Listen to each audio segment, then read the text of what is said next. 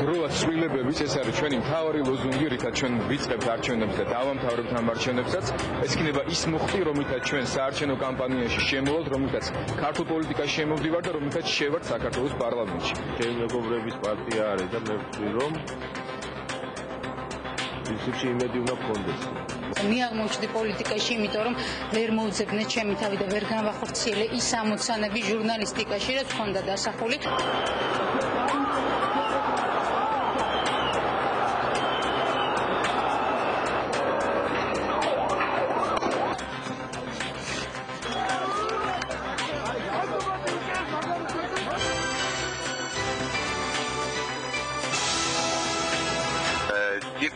მოაკითხეთ სამინისტრო და შეგვიძლია და კი ოფიციალი ჯიპის სპეციალმა დაადაროს შეჩერებული რა.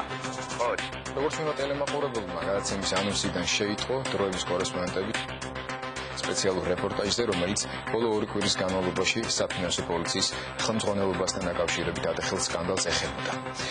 თუმცა ჩვენი არხის დამფუძნებლის დაჟინებული თხოვნის გათვალისწინებით ჩვენ ამ სიუჟეტს დღევანდელ დროებაში ვერ შემოგთავაზებთ. 28 იანვარს გირგულიანების ოჯახს შემზარავი ამბავი აცნობეს. მათი ერთადერთი შვილი ოქროყანის სასაფლაოზე გარდაცვლილი იპოვეს. მივიღე გადაწყვეტილება არხის დატოვების თაობაზე, რაც ნიშნავს იმას, რომ ემიჩნდება ორმაგი მოტივაცია ვიბრძოლო საქართველოში სიტყვის თავისუფლების გარანტიებისთვის, თავისუფალი საზოგადოებისთვის. მთელი საქართველოს მასშტაბით. ყველა საქართველოს მოქალაქე უნდა გააკეთოს ყველაფერი იმისთვის, რომ საქართველოში არჩევნები, საპარლამენტო არჩევნები გაზაფხულზე ჩატარდეს ობიექტურად, რომ შემდეგ უკვე საშიმშილოდ საქმე არავის გაუხდეს.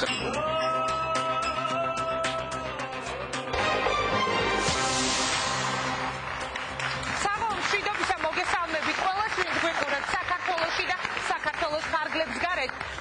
ჩვენ ვერ შეგპირდებით, რომ აჯანყებებს და გადატრიალებებს მოვაწყობთ, მაგრამ გპირდებით, რომ შევცვლით ამ ქვეყანას დროა ცვლილებების. ეს არის სიტყვების შეხამება, რომელიც უზარმაზარი შინაარსით და მუხტითაა დატვირთული. ესაა ის მუხტი, რითაც მოვედით პოლიტიკაში და შევცვლით ქართულ პოლიტიკას. თუ დღეს ვერ მოვახერხებთ ამ სისტემის შეცვლას, რომელიც სააკაშვილის ხელისუფლებამ მოგვიტანა, ხვალ შეიძლება შესაძლებელი აღარაფერი აღარ იყოს. ცვლილებების დროა ამ არჩევნებზე. ეს გიორგი თარგამაძეა. პრაიმ ტაიმში დღეს სწორედ თარგამაძისა და მისი ქრისტიან დემოკრატების წინასაარჩევნო შოუს წარმოგიდგენთ. გამოგვიგზავნეს სატელეფონო შეტყობინებები 10:11-ზე და ჩაერთეთ ინტერაქტივში, რომელშიც დღეს ასეთ შეკითხვას გთავაზობთ. როგორ ფიქრობთ, მოიპოვებს თუ არა რომელიმე პარტია საკონსტიტუციო უმრავლესობას? დღეს ჩვენს ქვეყანას ჩვენი თაობა მართავს, მაგრამ მას მართავს თაობის ყველაზე ბინძური ნაწილი. ჩვენს ქვეყანას კვლავ მოქალაქეთა კავშირი მართავს და ბრძოლა ჯერ კიდევ მოსაგებია. ჩვენ ამათ გაუშვებთ ისტორიულ სანაგვეზე. წინასაარჩევნოთ ამ განცხადებებით პოლიტიკურ ბრძოლაში ქრისტიან დემოკრატები ჩაერთნენ.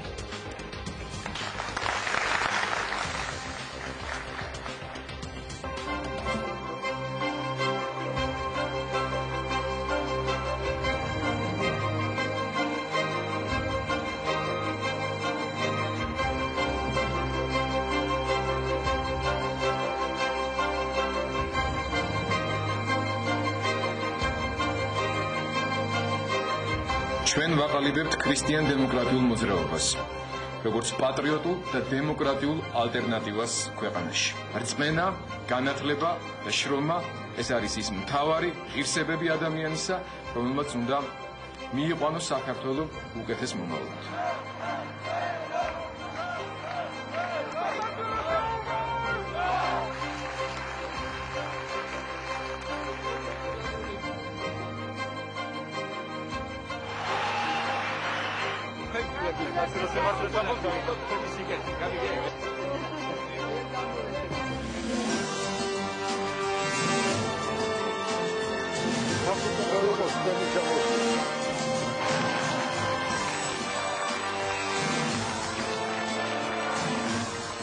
ჩვენს ქვეყანას მართავდა და დღესაც მართავს პოლიტიკური გუნდი, რომლებიც თანმიმდევრულო წლების განმავლობაში მიზანმიმართულად ასუსტებდნენ და ანადგურებდნენ ხშირ შემთხვევაში ყველა იმ ტრადიციულ და დემოკრატიულ ინსტიტუტს, რომელსაც უნდა ეფუძნებოდეს ეს ქვეყანა და ყველა ცივილიზებული სახელმწიფო. ეს არის ეკლესია, ეს არის მედია, ეს არის სასამართლო, ეს არის არჩევნები. ერთადერთი, რომელიც ჯერჯერობით დარჩა ხელშეუვალი და ესეც უპირველეს ყოვლისა უწმინდესის ავტორიტეტის წყალობით არის ქართული ეკლესია. თუმცა ყველას კარგად გვახსოვს, რა პროცესები დაიძრა ამ მიმართულებით და შეჩერება არ მოხდა იმიტომ, რომ ვინმე ეს იქიდან გაიცნობიერა. უბრალოდ როცა კედელს დაეჯახნენ, ამ კედლის გამო მიბრუნდნენ უკან და სხვა არაფერი.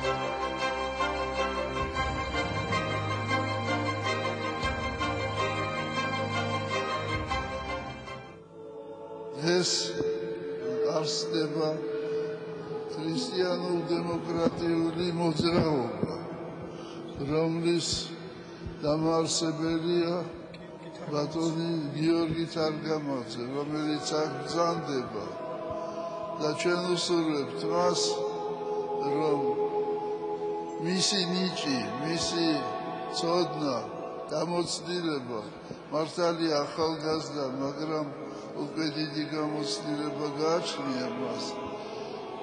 მოახმაროს საქართველოს მშვიდობას, კეთილდღეობას და ერის გამთლიანებას. ღმერთმა დაგლოცოთ და გაგახაროთ და გაგაძლიეროთ.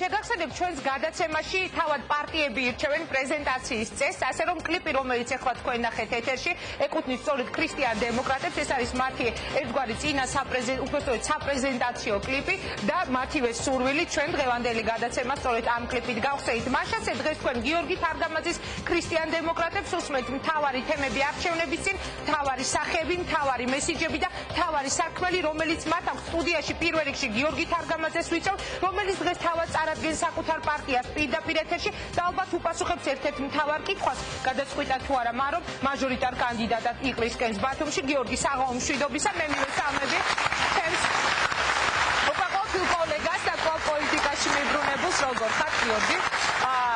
მე შეგახსენებ ჩვენი გადაცემის ერთგვარ წესს.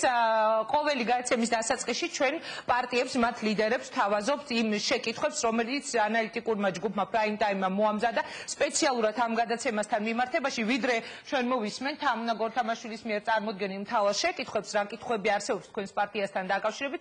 მინდა გკითხოთ ასეთი რამ, მე რამდენადაც ვიცი, ბოლო რეგიონალური ვიზიტი გქონდათ აჭარაში. გიორგი, პირდაპირ თუ შეგიძლიათ მიპასუხოთ, იყრით თუ არა ბათუმში მაჟორიტარად კენს? პირველ რიგში მოგესალმებით ყველას, მივესალმები მთელ საქართველოს ადამიანებს, რომლებიც თქვენს ეთერს უცქერენ დღეს საქართველოს ფარგლებს გარეთ. ძალიან დიდი იმედით უყურებენ ისინი ამ არჩევანს და აქვთ იმედი იმისა, რომ საქართველოში ბევრი რამ შეიცვლება. ქრისტიან დემოკრატები სწორედ ამ ლოზუნგით, ამ იდეით, ამ დევიზით მოვდივართ ამ არჩევნებში. ჩვენ ვთვლით, რომ დროა ცვლილებების და ამ ცვლილებების განხორციელებაში ყველა ჩვენგანმა თავისი წვლილი უნდა შეიტანოს. თუმცა როგორ აპირებთ თქვენ ამ ცვლილებების განხორციელებას? მე მაინტერესებს დღევანდელ გადაცემაში თქვენი კონკრეტული პასუხები. მანამდე კონკრეტული პასუხი კონკრეტულად გიპასუხებ გულწრფელად, რომ ამ წუთისთვის ჯერჯერობით გადაწყვეტილება არ გვაქვს მიღებული. ჩემთვის იქნება ძალიან დიდი პატივი თუ კი მიიღებს ჩვენი მოძრაობა ერთის მხრივ და მეორეს მხრივ გათვალისწინებული იქნება ძალიან ბევრი ადამიანის შემოთავაზება თავად ბათუმიდან, რომ მე ვიყარო კენჭი ბათუმის საარჩევნო ოლქში, თუმცა ეს არის დაკავშირებული მთელ რიგ საკითხებთან, რომელიც ზოგადად ჩვენ მოძრაობის თემებს ეხება და მე პარტიის თავმჯდომარის პრობლემატიკას, რომელიც დროის სიმცირესთან არის დაკავშირებული მთელ საქართველოში.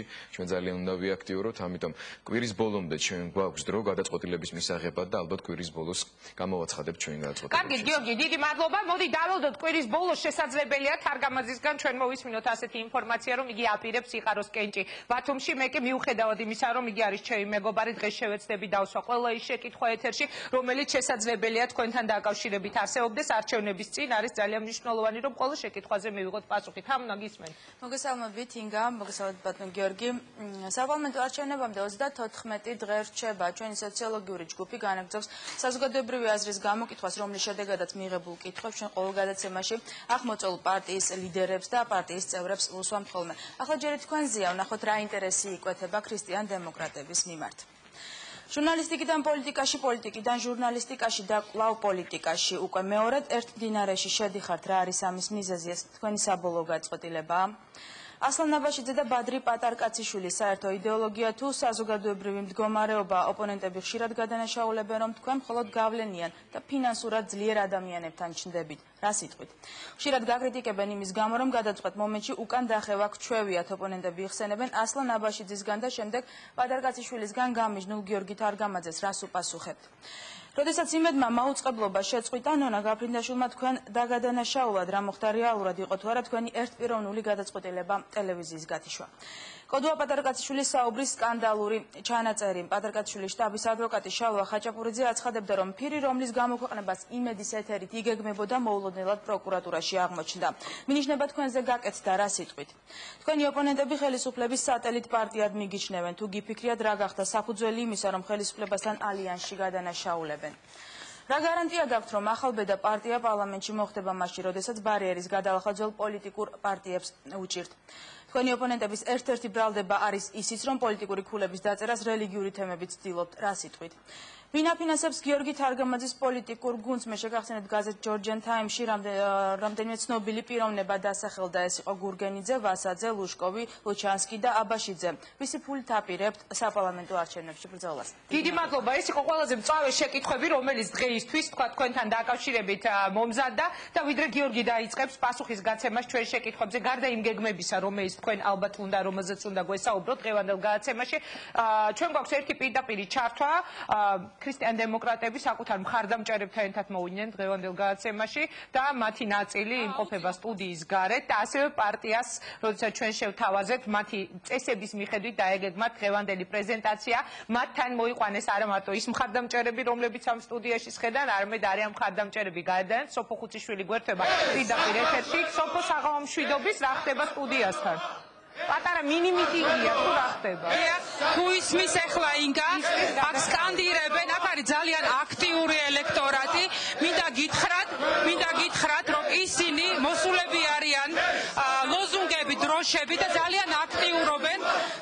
აქ ისმის თქვენ გესმით ალბათ სკანდირება სკანდირებენ ისინი, ეს საქართველოა, ეს ცვლილებების დროა. საინტერესოა, რატომ უჭერენ ისინი მხარს გიორგი თარგამაძეს? რატომ უჭერთ მხარს გიორგი თარგამაძეს? ჩვენ ამ მოძრაობაში ვხედავთ ნათელ მომავალს, რომელი ნათელ მომავალიც იქნება საქართველოსთვის და მე მინდა დავამატო ერთი სიტყვები, ერის მამულის ცველებად, წინ ვივლით რწმენის მატებით, ერო იხარე მოვდივართ ქრისტიან დემოკრატები!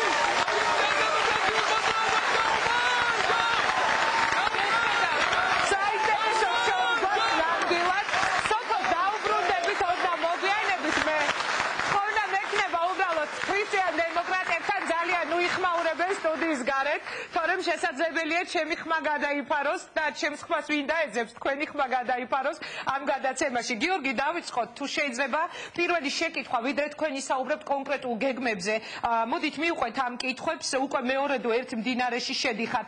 ეს არის თქვენი საბოლოო გადაწყვეტილება, ცხადია და მე მინდა კითხვა დაუსვა გიორგი თარგამაძეს, რამდენად გაქვთ იმედი, რომ ამ არჩევნებში თქვენ გადალახავთ ბარიერს? ჩვენ ნამდვილად არ ვართ ის ადამიანები, რომლებიც აქ შევიკრიბეთ, რომლებიც მდინარეს მკვდარ თევზებად მიხვევიან, ხო? ზვიად გამსახურდია ცნობილი გამონათქვამი, რომ გავიხსენოთ. იქ სადაც ვიყავით, ჩვენ ყოველთვის ვიყავით აქტიურები ჩვენს პროფესიებში. შესაბამისად, არანაირ მეორე მდინარის შესვლაზე საუბარი არ არის, თუ უბრალოდ პროფესიაზე არის საუბარი და იმ ასპარეზზე, საიდან ჩვენ ვცდილობთ ჩვენი საქმის კეთებას, კი ეს ასეა, ჩემ შემთხვევაში კონკრეტულად. მე ვიყავი ჟურნალისტი, ვარ ჟურნალისტი, ყოფილი ჟურნალისტები საერთოდ არ არსებობენ და ჩემი ინტერესი, ჩემი ცნობის მოყვარეობა სხვადასხვა სფეროს მიმართ გამოიხატება სწორედ იმაში, რომ მე ჟურნალისტიკაში ძალიან აქტიური ვიყავი, მოყოლებული ჯერ კიდევ თვალსაჩინარიდან, საქართველოს ტელევიზიის პირველი არხიდან, სადაც 13 წლის ასაკში დავიწყე მუშაობა. და საერთოდ პირველი ინტერვიუ გაქვს აღებული, როგორც მე ვიცი, გოკა გაბაშვილთან. პირველი არ იყო, უბრალოდ არქივს როგორც ჩანს ეს. არა, პირველი შეხვედრა შენი მომავალი, უბრალოდ მომავალი ჟურნალისტისა, მომავალი მინისტრის ინტერვიუ რაღაცეები. ამას არ აქვს ახლა გადამწყვეტ მნიშვნელობა. ხო, არა, ეს ისე უბრალოდ ჩანართისთვის გამახსენე. კი ბატონო, იყოს ეს ასე. ჩვენ გვაქვს მიღებული ძალიან სერიოზული გადაწყვეტილება. ჩვენ ტელეიმედში ვაკეთებდეთ იმას, რის კეთების სურვილიც გვაქვს ახლა პოლიტიკაში. ტელეიმედიდან წამოვედით სწორედ იმიტომ, მას შემდეგ რაც უკვე ტელეარხის ეთერში დაბრუნების პერსპექტივა გახდა ძალიან ბუნდოვანი, რომ გვეკეთებინა ის საქმე, რასაც ვაკეთებდით 4 წლის განმავლობაში ტელეიმედში. ამდენად ჩვენ შორს არსაც ავსულ ვართ, ჩვენ ვთვლით, რომ ჩვენი აქტივობის ხანა პოლიტიკაში დადგა და მიგვაჩნია, რომ საქართველოში ახალგაზრდა პოლიტიკური თაობა უნდა მოვიდეს არა მარტო ასაკობრივი ნიშნით, არამედ ცნობიერადაც. არის ძალიან საყვარელი ჩემთვის ერთი პოლონელი მოაზროვნის გენიალური გამონათქვამი, რომ მართალია კაცობრიობა კი გამოვიდა გამოქვაბულიდან, მაგრამ გამოქვაბული კაცობრიობიდან, მისი შემეცნებიდან არ გამოსულაო, მნიშვნელობა არ აქვს რა ასაკის ადამიანები არიან ხელისუფლებაში, რა ასაკისანი არიან პოლიტიკაში, თავარია როგორ აზროვნებენ ისინი. საბჭოური აზროვნების დრო საქართველოს პოლიტიკაში უნდა დამთავრდეს. ეხლა საბჭოური აზროვნების დროა, გიორგი, როგორ ფიქრობ? საბჭოურად აზროვნებს ეხლა ის თაობა ჩვენი ხელისუფლებისა, რომელზეც თქვენს ყრილობაზე ასეთი წავე განცხადებები აკეთეს, მე მგონი ეს განცხადება გიორგი მე ვიტყოდი უფრო მკაცრად, ესენი არიან ტიპიური ბოლშევიკები, ესენი არიან ტიპიური ბოლშევიკები, კომუნისტებიც კი არა, აი ბოლშევიზმის განთიადზე, თავიანთი დაუნდობლობით, ცინიზმით და უდიერი დამოკიდებულებით ყველაფრის მიმართ, რასაც საქართველოს და ზოგადად ტრადიციული საზოგადოება პატივს სცემს. ამდენად ჩვენთვის სიახლე არ არის მათთან ბრძოლა, ჩვენთვის სიახლეს არ წარმოადგენს დაპირისპირება ძალადობასთან, დაპირისპირება უსამართლობასთან, ჩვენ არასოდეს მსხდარ ვართ ჩირგვებში სხვებივით და ჩვენ არ ყოფილვართ ისეთი მამლები, რომლებიც მხოლოდ განთიადის შემდეგ ყვირიან ხოლმე. ასეთები ბევრნი იყვნენ, ბევრნი არიან, ბევრნიც იქნებიან, ჩვენ ასეთები არ ყოფილვართ.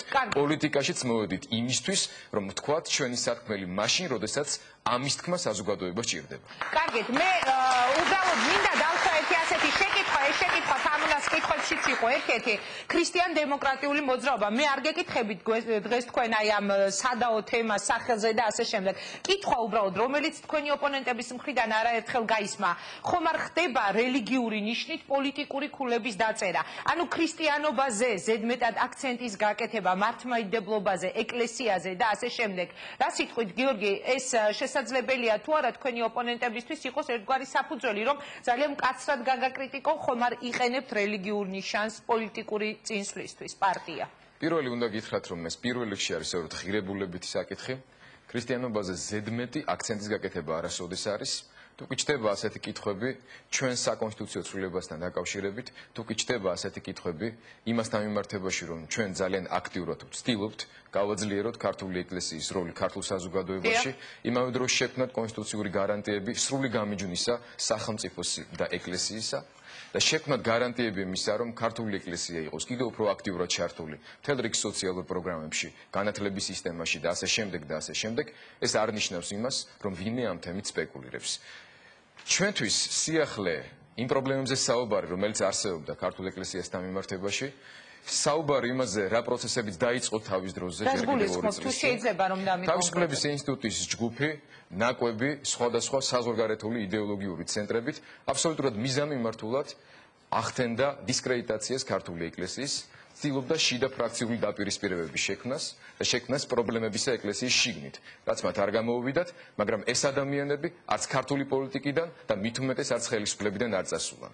ამდენად ჩვენ ვხედავთ ამ საფრთხეს და ვთვლით, რომ ეს ადამიანები მხოლოდ დროებით არიან კულისებში გადაყვანილნი, თუმცა მათი ბევრი ლიდერი დღემდე იმყოფება უმაღლეს სახელმწიფო თანამდებობებზე, მათ შორის უშროების მდივნის, უშროების საბჭოს მდივნის პოსტზე. კახალომაიაზე საუბრობ. კი ბატონო, მასზე ვსაუბრობ.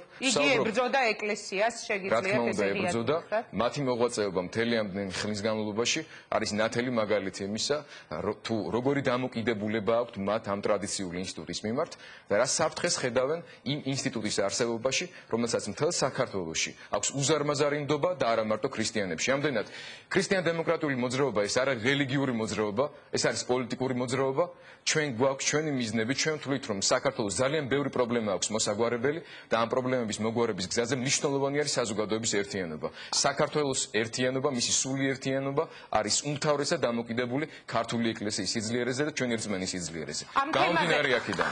ამ თემაზე ჩვენ დღეს უნდა ვისაუბროთ ცოტა მოგვიანებით კონკრეტულად იმ საკონსტიტუციო ცვლილებაზე, ვთქვათ, რას გულისხმობდა, რატომ გახდა აუცილებელი, აი როცა თქვენ ამბობთ, რომ ებრძვიან ადამიანების გარკვეული ნაწილი და ასე შემდეგ, აი რა კონკრეტულ ფაქტებზე შეგიძლიათ მესაუბროთ ამაზე? ჩვენ დროებაში ვსაუბრობდით ამ თემებზე, როცა საუბარია, რომ ეხლა თურმე საარჩევნოდ ვინმეს ეს გაახსენდა, მე მინდა შევახსენო საზოგადოებას, რომელთაც ალბათ არ ჭირდებათ ამის შეხსენება, უბრალოდ ის რამდენიმე ოპონენტი, რომელიც თქვენ ახსენეთ, თუმცა მათი კონკრეტული სახელები და გვარები ჯერ არ ჩანს, რომ დროებაში სწორედ ჩემს გადაცემაში ჩვენი ტელეარხის მეშვეობით ჩვენ საუბრობდით ამ თემებზე მუდმივად 4 წლის განმავლობაში. მას შორის საუბრობდით იმაზე, თუ როგორ ასრულდება კონკორდატით გათვალისწინებული ვალდებულებები, რომელიც სახელმწიფო აიღო თავის თავზე და რა პრობლემები არსებობდა ამ მიმართულებით. ეს არ არის ახლა წინასაარჩევნოდ ჩვენს მიერ აჟიტირებული თემა. ეს საერთოდ არ არის ის თემა, რომლის აჟიტირებაც იქნება შესაძლებელი. საერთოდ ეს კითხვა ქართულ საზოგადოებაში არ გაჩენილა. მე მოვიარე თქვენ თქვით, რომ სულ რეგიონებში და ჩვენ სოფლებში, ქალაქებში ვარ ამ დღეებში, ასეთი კითხვა ქართულ საზოგადოებაში, ქართულ ხალხში არ ჩნდება. ეს არის მხოლოდ პოლიტიკური ინსინუაციების შედეგი და ყველამ ძალიან კარგად იცის ქართული საზოგადოების განწყობა, რომ საქართველოში დადგა დრო ვაღიაროთ ის ფაქტობრივი გარემოება, რომელიც არის რეალურად სახეზე და საქართველოში ქრისტიანული მართლმადიდებლობა გამოცხადეს ოფიციალურ და ტრადიციულად აღიარებულ რელიგიად. პოლიტიკური ინსინუაციების თემა მინდა განვამტო, გიორგი, აი ამ მწვავე განცხადებების მიუხედავად, იმის მიუხედავად, თუნდაც რასაც აკეთებდა დროება. კოლაში იყო ძალიან მცირე იმ საკითხებისაც ცხადია მოტანილი, რაც შუქდებოდა შენს საავტორო გადაცემაში. აი ამ ყველაფრის მიუხედავად, გიორგი თარგამაძისგან რომ გაიგო საზოგადოებამ პირველად, იგივე ის თემები, რომელიც შემდეგ მიტინგების მთავარი თემა გახდა და ასე შემდეგ, ამ ყველაფრის მიუხედავად, ამ სიმწავის მიუხედავად, არის ერთგვარი მოსაზრება გამოთქმული ასევე ოპონენტების მხრიდან, რომელიც გაჟღერდა არაერთხელ, ხომ არ არიან ქრისტიან-დემოკრატები და კონკრეტულად გიორგი თარგამაძე ხელისუფლების სატელიტი პარტია. რა სიტყვით, რას პასუხობთ ხოლმე, როდესაც ასეთი ბრალდება გაისმის თქვენი მისამართით? ამ შემთხვევაში კითხვები ჩდება ხოლმე ასეთი, მე შემიძლია დავაკონკრეტო, საიდანო ამხელა ფინანსები, საიდან ასეთი ოფისები, საიდან ასეთი გრანდიოზული და ასეთი მასშტაბური, თქვათ, ყრილობა, ეს მოითხოვს ყველაფერი ძალიან დიდ ფულს, იგივე თქვენი ოფისი და ასე შემდეგ, ასე შემდეგ. აქ იყო მოტანილი, თუ არ ვცდები, ჯორჯიან ტაიმში იყო საუბარი თქვენს სავარაუდო დამფინანსებლებზე. ეს თამუნამად წაიკითხა, იყო გურგენიძე, ვასაძე, ლუშკოვი, ლუჩანსკი, აბაშიძე ჩამოთვლილი და ამის მიღმა კიდევ ერთი ჩდება ხოლმე ასეთი ვერსიაც. ხომ არ არის ეს ფინანსები თავად ხელისუფლების ფინანსები? პირველ რიგში ასე მყარად და ასე მასშტაბურად საზოგადოების წინაშე წარსდგენა სჭირდება საზოგადოების მხარდაჭერა.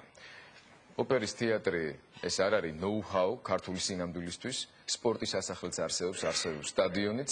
პრობლემა არ არის, მთავარია გყავდეს მხარდამჭერი, ოპერის თეატრში მოახერხებ შენ ამ საზოგადოების შეკრებას, თუ რომელიმე სხვა მნიშვნელოვან, თუ ნაკლებად მნიშვნელოვან არქიტექტურულ გარემოში ამას დიდი მნიშვნელობა არ აქვს. ჩვენ ძალიან ბევრი გვინახავს კიდევ უფრო დიდი ღონისძიებები, სადაც ავტობუსებით მოყავთ ხალხი, სადაც კონკრეტულ თანხასაც უხდიან ადამიანებს და ასე შემდეგ.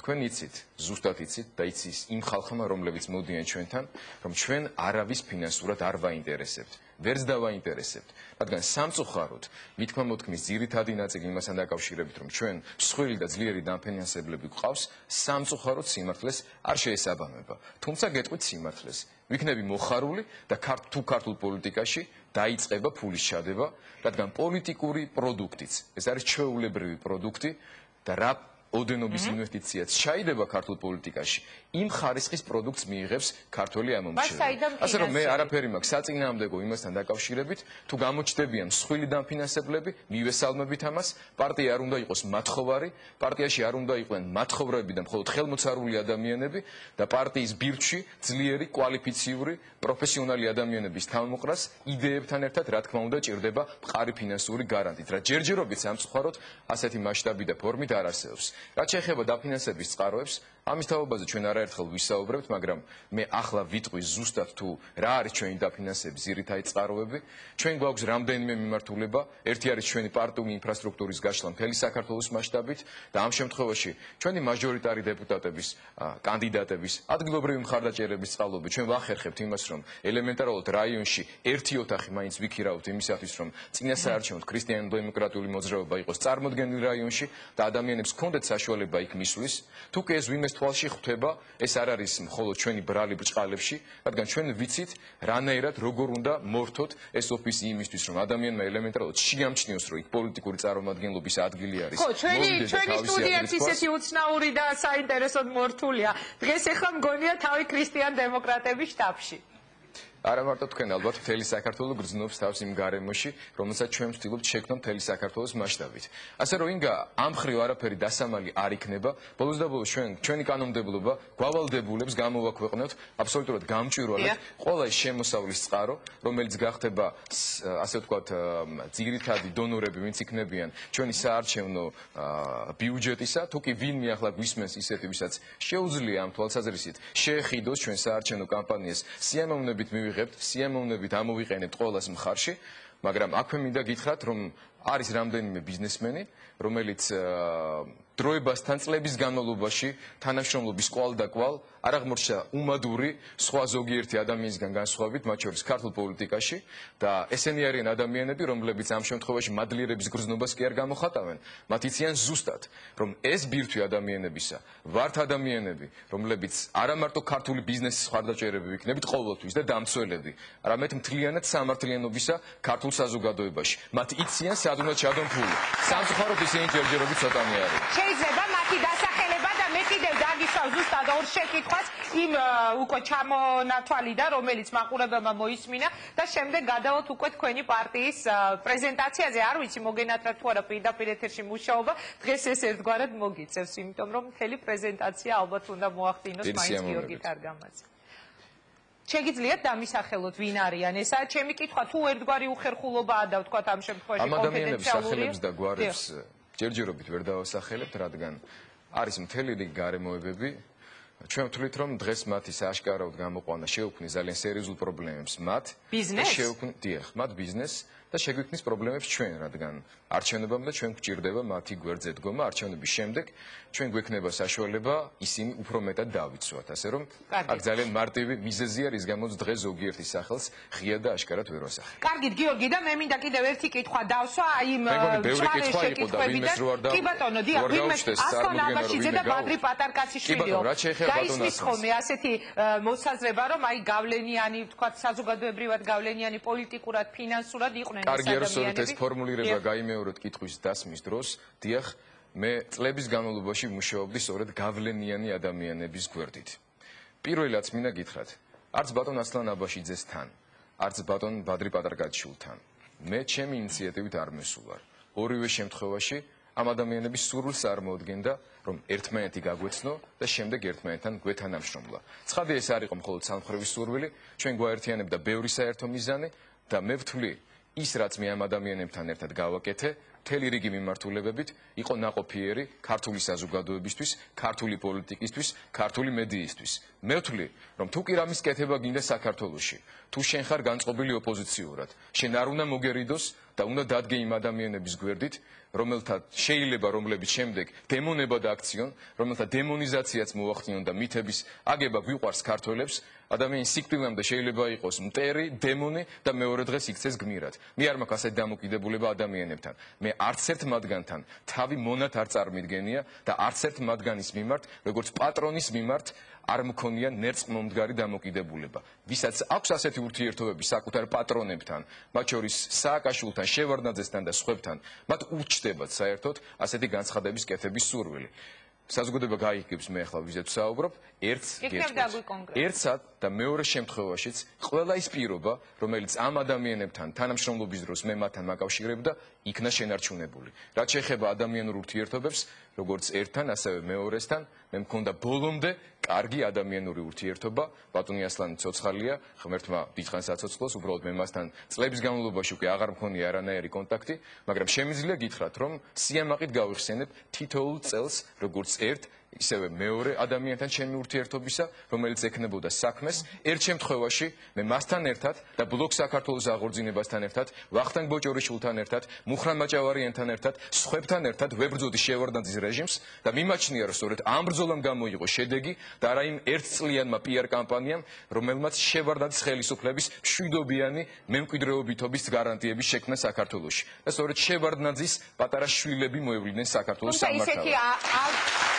უკაცრავად ისეთი პოლიტიკური ფიგურა როგორიც იყო იგივე ასლან აბაშიძე ერთი წუთით მე მინდა ავტორიტარიზმი და დიქტატურა და იგივე ჩოლოგთან შექმნილი ბარიერი და ასე შემდეგ მე აღარ მინდა ძალიან ძველ თემებს რომ მიუბრუნდეთ კარგია ძველ თემებისადმი მიუბრუნება არ გნებავთ მე შემიძლია გითხრათ რომ აჭარაში არ იყო დემოკრატიის მაგალითი დემოკრატიული პროცესების მწვერვალ საჭარაში არ მიუღწევია ასლან აბაშიძეს ჰქონდა ორი ფაზა თავის პოლიტიკური მოღვაწეობის მე მიმაჩნია რომ იმ ეტაპზე სანამ მე მუშაობდი გაჭარაში იმ ეტაპზე სანამ მე საქართველოს აღორძინებას წარმოადგენდი ძალიან ბევრი პოზიტიური რამ გაკეთდა როგორც აჭარისთვის როგორც ამ რეგიონისთვის ასევე მთელი საქართველოსთვის საქართველოს აღორძინების მიერ მაგრამ შემდეგ დადგა ის პერიოდი როდესაც ჩვენი პოლიტიკური შეხედულებები ტაქტიკური სტრატეგიული ერთმანეთისაგან გაიყო და აბსოლუტურად მშვიდობიანად აბსოლუტურად კაცურად მე ვიტყოდი ჩვენ ერთმანეთს პოლიტიკურად დავშორდით რაც არ ნიშნავს იმას რომ მე ამ ადამიანის მიმართ რაიმე ისეთი ტიპის ბრალდებების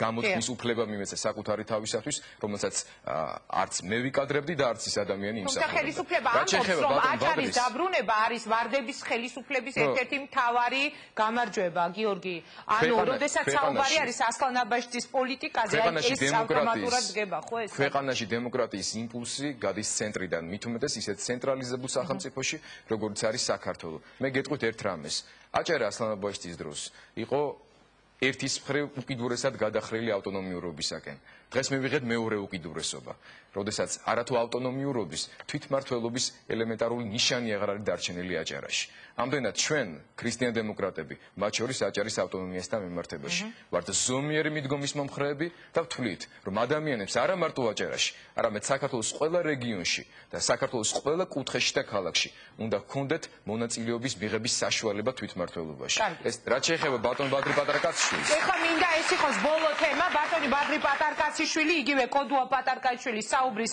სკანდალური ჩანაწერი იგივე ადვოკატის ხაჭაპურიძის განცხადება რომ ფირი რომლის გამოქვეყნებაც იგეგმებოდა მოულოდნელად მოხდა პროკურატურაში და მინიშნება იყო გაკეთებული გიორგი თარგამაძეზე რა სიტყვის გიორგი თარგამაძე ამას მე რამდენითაც მახსოვს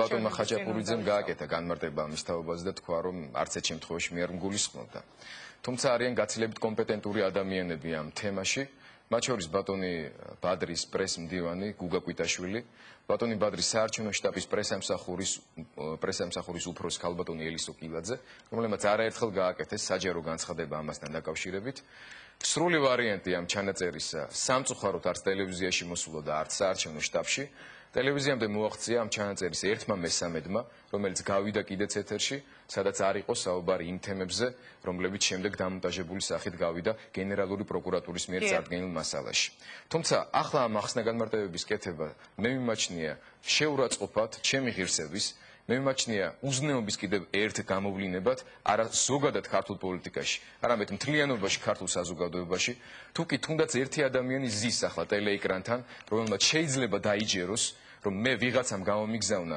სრული ჩანაწერი ამ აუდიო ჩანაწერის და შემდეგ მე პროკურატურაში მივაცუნცულე მე იმ ადამიანებისათვის არანაირი ახსნა განმარტებების გაკეთებას არ ვაპირებ მე არ ვაპირებ ვანო მერაბიშვილის მიხეილ სააკაშვილის იმავე კოდუას და ახალაიების ბინძური დეზინფორმაციული მანქანის თანამონაწილე გავხდე ეს არის ბინძური პროვოკაცია ეს არის შეურაცხყოფა პირადად ჩემი და ყველა იმ ადამიანის ვის ტელეიმედში მუშაობ ძალიან დიდი მადლობა გიორგი მე ალბათ დამეთანხმები როგორც ყოფილი ჟურნალისტი შენ კი ამბობ რომ არ არსებობენ ყოფილი ჟურნალისტები იყო ეს შეკითხვები რომელზეც საჭირო იყო შენგან თუნდაც აი დღევანდელ დღეს ერთ რამეს დავამატებდი რაც შეეხება და მე მინდა რომ ბოლო კითხვა კი ბატონო და რაც შეეხება ბატონ ბადრისთან დაკავშირებულ თემებსა და საკითხებს ბოლო ადამიანი რომელიც თბილისიდან ჩავიდა და შეხვდა ბატონ ბადრის სიცოცხლეში იყო ბატონი გოჩა ჯოჯოა თქვენც იცნობთ და მთელი საზოგადოებაც მეც გოჩაც და ბატონი ბადრით შეთანხმებულები ვიყავით ცხადია ბატონ ბადრის ამ პირობას ვეღარ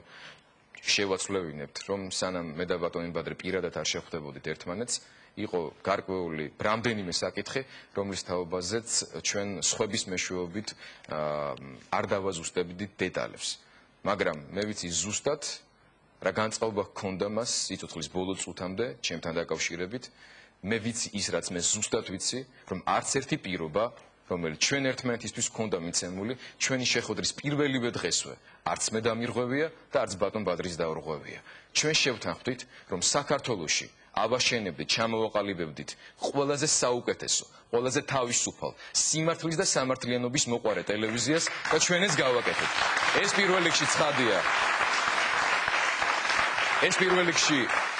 პირველ რიგში ცხადია იყო სწორედ ბატონი ბადრის დამსახურება, რომ არა ის ეს არ მოხდებოდა და სწორედ მისი დამსახურება იყო ის, რომ საქართველოს ვარდების რევოლუციის შემდეგ 4 წლის სიმართლის წელიწადი ვაჩუქეთ ყველა მერთად. არა მარტო მე, ყველა იმ ადამიანმა მათ შორის, ვინც ტელეიმედში მუშაობდა, თქვენც და იმ ჟურნალისტებმა, ვისი სახელები და გვარები შეიძლება ბევრმა არც კი იცის. ეს იყო ტელეიმედის დამსახურება და მინდა მიმართო ყველას, რომ სვავებივით ბადრი პატარკაჩვილის პოლიტიკურ მემკვიდრეობას ნუ დაესევიან. ასეთი რამ ხდება დღეს მის ქონებასთან დაკავშირებით და არც ერთ ადამიანს და მის ღირსებას არ დაამშვენებს თუ კი ისინი ასე მოიქცნენ. კარგი, ეს იყო გიორგი თარგამაძის პირველი ინტერვიუ ამ გადაცემის ნაწილში, ამ ნაწილში უпростоრად მასთან ჩვენ გვექნება კიდევ ძალიან ბევრი კონკრეტული შეკითხვა მთავარ სათქმელთან, მთავარ მესიჯებთან მიმართებაში, იმასთან დაკავშირებით თუ რა, როგორ წარმოუდგენია ქვეყნის განვითარება.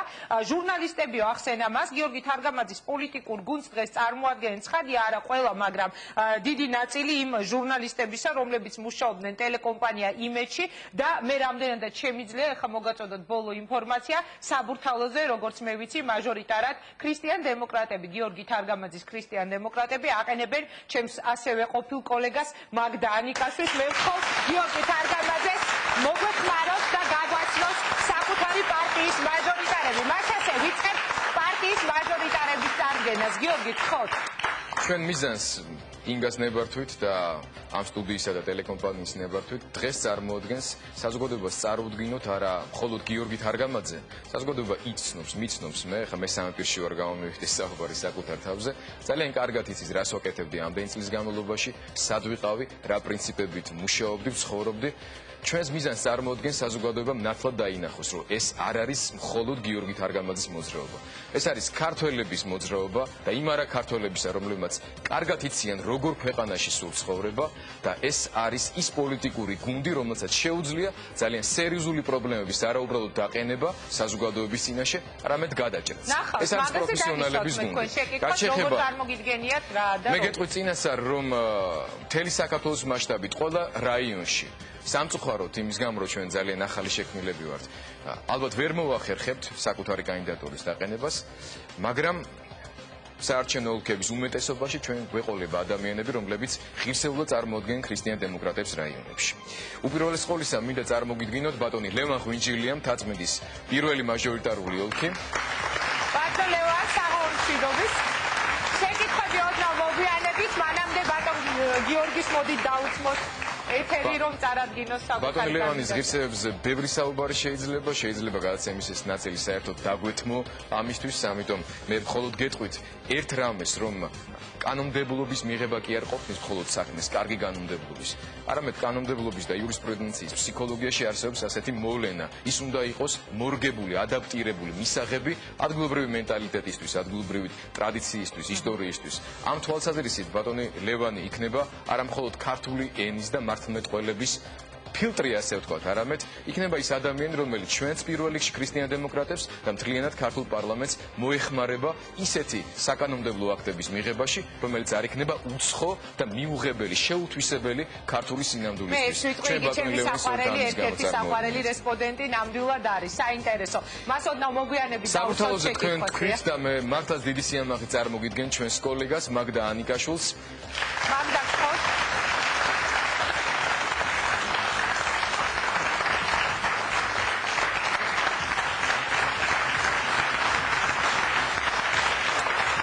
მაგდას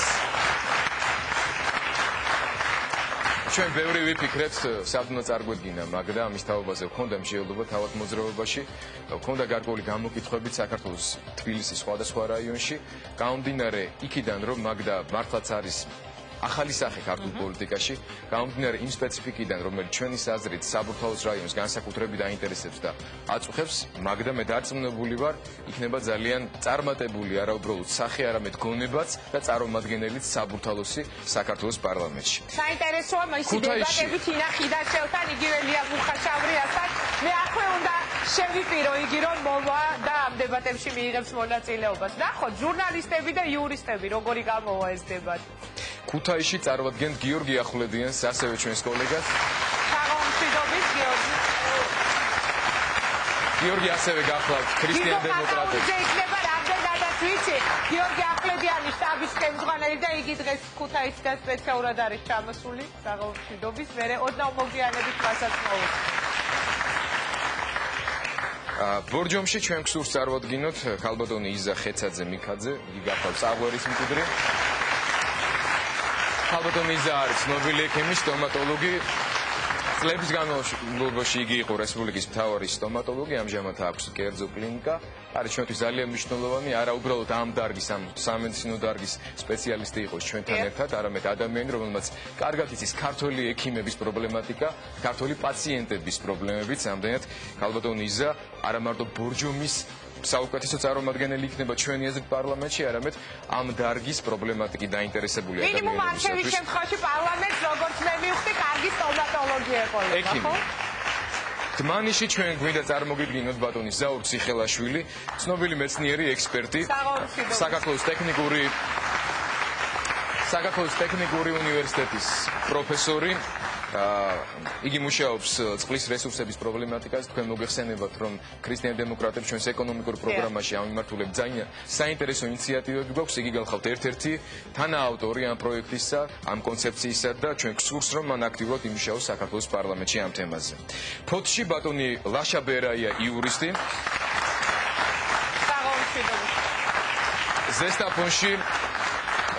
ზესტაფონში გსურს წარმოგიდგინოთ ასევე ახალგაზრდა იურისტი ბატონი მამუკა მახათაძე. ეს ორი ახალგაზრდა წლების განმავლობაში წარმოადგენდნენ არასამთავრობო სექტორს ამ ქალაქებში და ორივე ძალიან კარგად ფლობს სიტუაციას ადგილზე. აქვთ გამოცდილება არა მხოლოდ პრობლემების შესწავლის, არამედ ძალიან სერიოზული ალტერნატივების შეთავაზებისაც. ფოთში მაგალითად ლაშას აქვს ძალიან საინტერესო მოსაზრებები, თუნდაც ფოთის ინდუსტრიულ ზონასთან დაკავშირებით საკმაოდ კრიტიკული ხედვა აქვს. რაც შეეხება ბატონ მამუკას, ეს არის ადამიანი, რომელიც ასევე ზესტაფონის ფეროშინადნობი ქარხნის პრობლემებთან დაკავშირებით წლების განმავლობაში მუშაობდა და ეს ერთ-ერთი წამყვანი თემა არის პრობლემატური ზესტაფონში. ზუგდიდში გსურს წარმოგიდგინოთ ბატონი თემურ თოლორაია.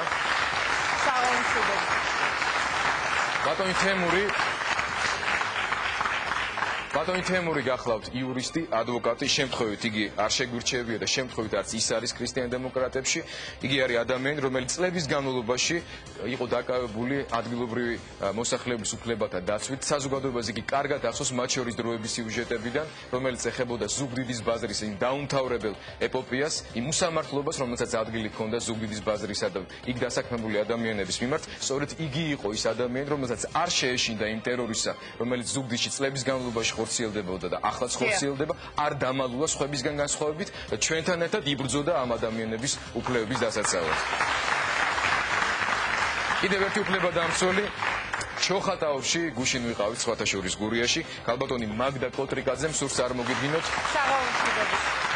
ქალბატონი მაგდა ასევე გახლავთ იურისტი, ასევე გახლავთ ადვოკატი და ადვოკატები და იურისტები ბევრი არიან შემთხვევით არ ხდება ჟურნალისტებთან, ფუნქციურადაც და სულიერადაც პროფესიულად ყველაზე ახლოს ჩვენი აზრით სწორედ იურისტები და ადვოკატები დგანან. იგი ბავშვთა უფლებების დაცვის სპეციალისტიც გახლავთ, ჟურნალისტიკაში თანამშრომლობდა და ამ თვალსაზრისით გამომდინარე ჩვენი ინიციატივებიდან, რომელიც საოჯახო პოლიტიკას ეხება, ბავშვთა უფლებებს ეხება, ქალბატონი მაგდას გამოცდილება იქნება ძალიან მნიშვნელოვანი და საინტერესო, არა მარტო ჩოხატაურისთვის, მთელი საქართველოს. მომავალი ელენე თევდორაძე თუ მოხდით პარლამენტში მასთან.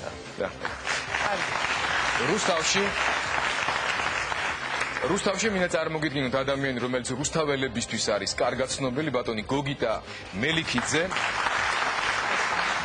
ბატონი გოგიტაც ასევე შემთხვევით არ გახლავთ ქრისტიან დემოკრატებში ბატონი გოგიტა გახლავთ ყოფილი პოლიტპატიმარი საჯელს იხდიდა საკუთარი რელიგიური შეხედულებების გამო ეკნება ალბათ ბატონ გოგიტას თავად საშუალება ამის თაობაზე ორი სიტყვით მოგახსენოთ ჩვენთვის ძალიან დიდი მნიშვნელობა აქვს ჩვენთან იყვნენ ადამიანები რომლებიც არა მარტო თავიანთი სიტყვით არამედ საქმით და თავდადებით ემსახურებოდნენ იმ საქმეს რასაც ქრისტიან დემოკრატია ემსახურება სტეფანწმინდაში ყაზბეგში სურს წარმოგიდგინოთ ბატონი გუგუა მარსაგიშვილი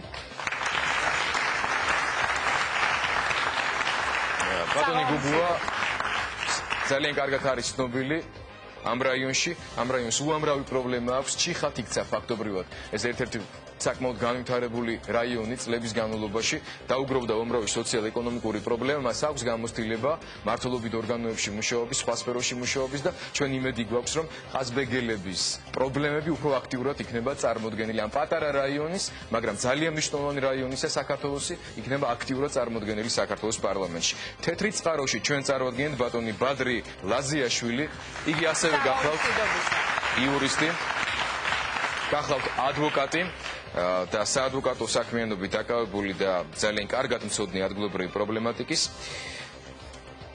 გურჯა უკაცრავად ხაშურში გსურს წარვადგინოთ ბატონი გიორგი გოგალაძე ასევე ახალგაზრდა პოლიტოლოგი ადამიანი რომელიც ჩვენ ქონდა საშუალება ხაშურში გავსაუბრებოდით საზოგადოების წარმომადგენლებს არაერთი შეხვედრა ჰქონდა და ძალიან დიდი სიყვარულით გამოირჩევა ის ხაშურელებში ჩვენ იმედი გვაქვს რომ ხაშურელები მას მხარს დაუჭერენ და ქრისტიან დემოკრატიული იდეები ხაშურშიც იქნება ისეთივე ძლიერი როგორც ძალიან ბევრ რაიონში საქართველოში გურჯაანში გსურს წარვადგინოთ ბატონი გია ხაზიური იგი გახლავთ ეკონომისტი აქვს საკმაოდ სერიოზული პოლიტიკური გამოცდილებაც ჭიათურაში გსურს წარვადგინოთ ბატონი თემურ გვალია ცნობილი იურისტი გახლავთ სამთოელი რომელმაც თავისი პროფესიული მოღვაწეობა ჭიათურის მაღაროებში დაიწყო და კარგად იცის ჭიათურის პრობლემატიკა სიღნაღში გსურს წარვადგინოთ მეღვინე ტექნოლოგი ბატონი გიორგი ფხოველიშვილი სიღნაღში ალბათ ამ პროფესიის ადამიანის წარგენა ბუნებრივიც არის მას ბევრი ღირსება და დამსახურება აქვს მაგრამ მათ შორის ჩემთვის პირადად ძალიან მნიშვნელოვანია რომ ის 4 შვილის მამა თუმცა რეკორდი ჩვენში მას არ ეკუთვნის და ბატონი ლევანი არის ამ ხრივ რეკორდსმენი მოგესალმებათ 6 შვილის მამა მაგრამ ახალგაზრდებში უფრო დიდი სოციალური მართლობები რაღაც დაიმალეთ ანახათ 6 შვილის მამა ვანში გსურს წარვადგინოთ ბატონი დავით ლორთქიფანიძე ეკონომისტი იგი სპორტსმენია ყოფილი რომელიც თავის დროზე გახლავთ ზარაფხანის ხელმძღვანელი და მისი იქ მუშაობის პერიოდში არც თუ ისე დიდი ხნის განმავლობაში მან მოახერხა ის რომ ქართული ზარაფხანა გახდა ცნობილი მთელ მსოფლიოში და არაერთი ძალიან მნიშვნელოვანი დამსახურებული ჯილდო ჩამოუტანა საქართველოს იქიდან მესტიაში გსურს წარვადგინოთ ბატონი რამაზ გერლიანი წარმოშობით გახლავთ ყოდორის ხეობიდან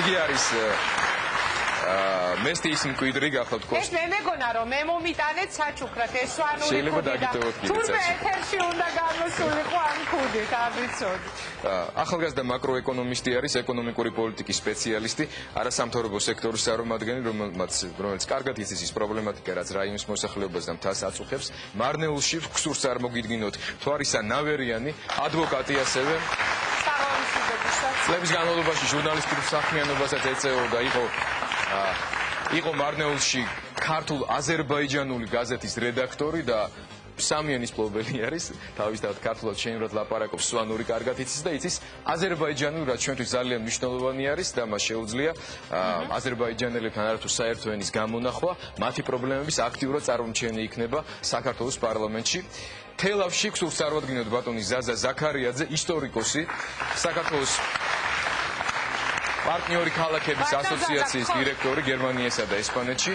ამავდროულად მოღვაწეობს კახეთის მხარის ფეხბურთის განვითარების ასოციაციის პრეზიდენტად და ჩვენ ვიცით რომ თელაველები მას ძალიან დიდი აქტიურობით დაუჭერენ მხარს და ქობულეთში მინდა წარმოგიდგინოთ ბატონი ანზორ თხილაიშვილი სულ გუშინ წინ ვიყავით ქობულეთში აზოვ ხილაიშვილი კარგად არის ცნობილი არა მარტო ქობულეთელებისათვის, ის წლების განმავლობაში გარემოს დაცვაში საქმიანობდა. ბატონი ანზორი ეროვნული მოძრაობიდან მოყოლებული ძალიან აქტიური სახე და პიროვნება და მოღვაწე არის საჭარაში. ჩვენ უკავშირებთ ძალიან დიდ იმედებს. მთავრობის მინისტრიც იყო, ხო? დიახ, გარემოს დაცვის მინისტრი გახდათ.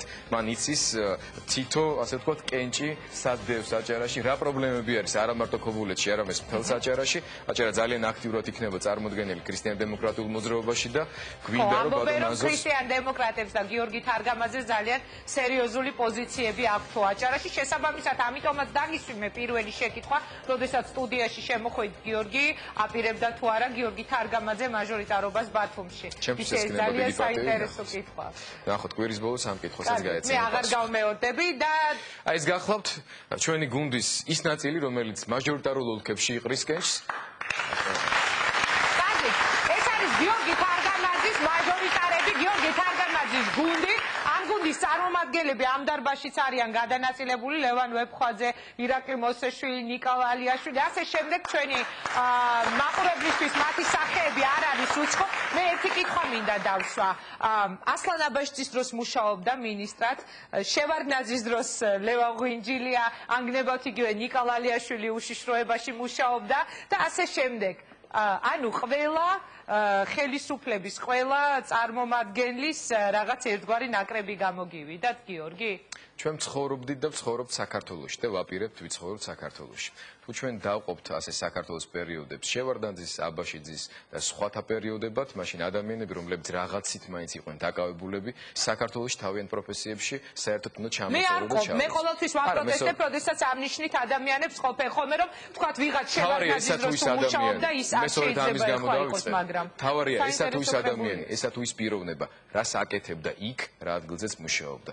ნებისმიერ მათგანთან მიმართებაში მე დარწმუნებული ვარ, რომ ქართულ საზოგადოებას არათუ ნეგატიური კითხვები არ ექნება, არამედ ბევრი რამის ჩამოწვა შეიძლება, რაც მათ ღირსებაზე მეტყველებს.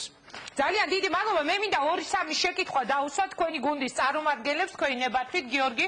პირველ რიგში მინდა ლევან ღვინჯილიას თხოვო დაიკავოს გიორგი თარგამაძის ადგილი ტრიბუნასთან. ისე თუ იფიქრებდით, როდესმე რომ გიორგი თარგამაძე იქნებოდა თქვენი ლიდერი, ბატონო ლევან. გიორგი თარგამაძე ერთ-ერთი იმათაგანია, ვინც განსაკუთრებულად გამოირჩეოდა თავისი პროფესიონალური დამოკიდებულებით იმ საქმისადმი, რასაც ის აკეთებდა და ჩემთვის უმთავრესი ყოველთვის არის ადამიანი როგორი პროფესიონალია იმ დარგში, რაშიც მან განათლება მიიღო. ეხლა ის აგროქიმიკოსი, რომელიც პარლამენტში მაღალ თანამდებობაზე ზის და აგროქიმიაში არის სამოსანი, ნებისმიერი მისი გაკეთებული სხვა საქმე არის სამოსნის მიერ გაკეთებული საქმე და წევან თქვენ რომ ბრძანეთ აზროვნებასთან დაკავშირებით, როგორ ისინიო არ აზროვნებენო, როცა გიორგი თქვა, რომ ჩვენ მოაზროვნე ხალხი გვინდაო. მართალი რომ გითხრათ, შეიძლება არ აზროვნებდნენ და ლაპარაკობდნენ აზროვნების გარეშე. ვიზე გაგვსაუბრა? მართლ გუნზე რა თქმა უნდა. და ეს ჩემი მოგონილი ამბავი არ არის. მათ თვითონ ეგრეთ წოდებული დევიზი, რასაც სლოგანს ეძახიან, შემოაგდეს ბოლო დროს ლაპარაკის ნაცვლად საქმის კეთებაზე გადავდივართ. ესე იგი, ვინ ლაპარაკობდა? თვითონ ლაპარაკობდნენ, მერე მიხვდნენ, რომ ეს ლაპარაკი უკვე აღარ ვარგა და არავინ ამას აღარ დაიჯერებს. შეგედავებით, ისინი ამბობენ, რომ სხვები ამ შემთხვევაში თქვენს ლაპარაკობთ, ისინი კი აკეთებენ საქმეს. ჩვენ უნდა ვილაპარაკოთ იმისთვის, რომ მიგვიშვან საქმესთან. პარლამენტი არის ადგილი, პარლე ფრანგულად არის ლაპარაკი და პარლამენტი არის ადგილი, სადაც უნდა ლაპარაკობდნენ, როგორი კანონები უნდა ქონდეს ქვეყანას. მაგრამ ეს ხმაწვილები, რომლებიც შემოგთავაზეს ლაპარაკის ნაცვლად საქმის მკეთებლები, ესენი პარლამენტში იქნებიან მუნჯები. ისინი ხმას ვერ ამოიღებენ, იმიტომ რომ რატომ ეშლებათ ლაპარაკი? გიგა ბოკერია გაიხსენეთ, მაია ნადირაძე გაიხსენეთ. უკაცრავად მე ლაპარაკი მაქვს ბიზნესმენებზე, რომელთა მასობრივი მობილიზაცია გამოცხადდა და რომლებსაც მიერეკებიან უკაცრავად, მაგრამ პარლამენტში უნდათ თუ არ უნდათ მაინც. თქვენ მთაწმინდაზე იყრით, ხომ კენჭს?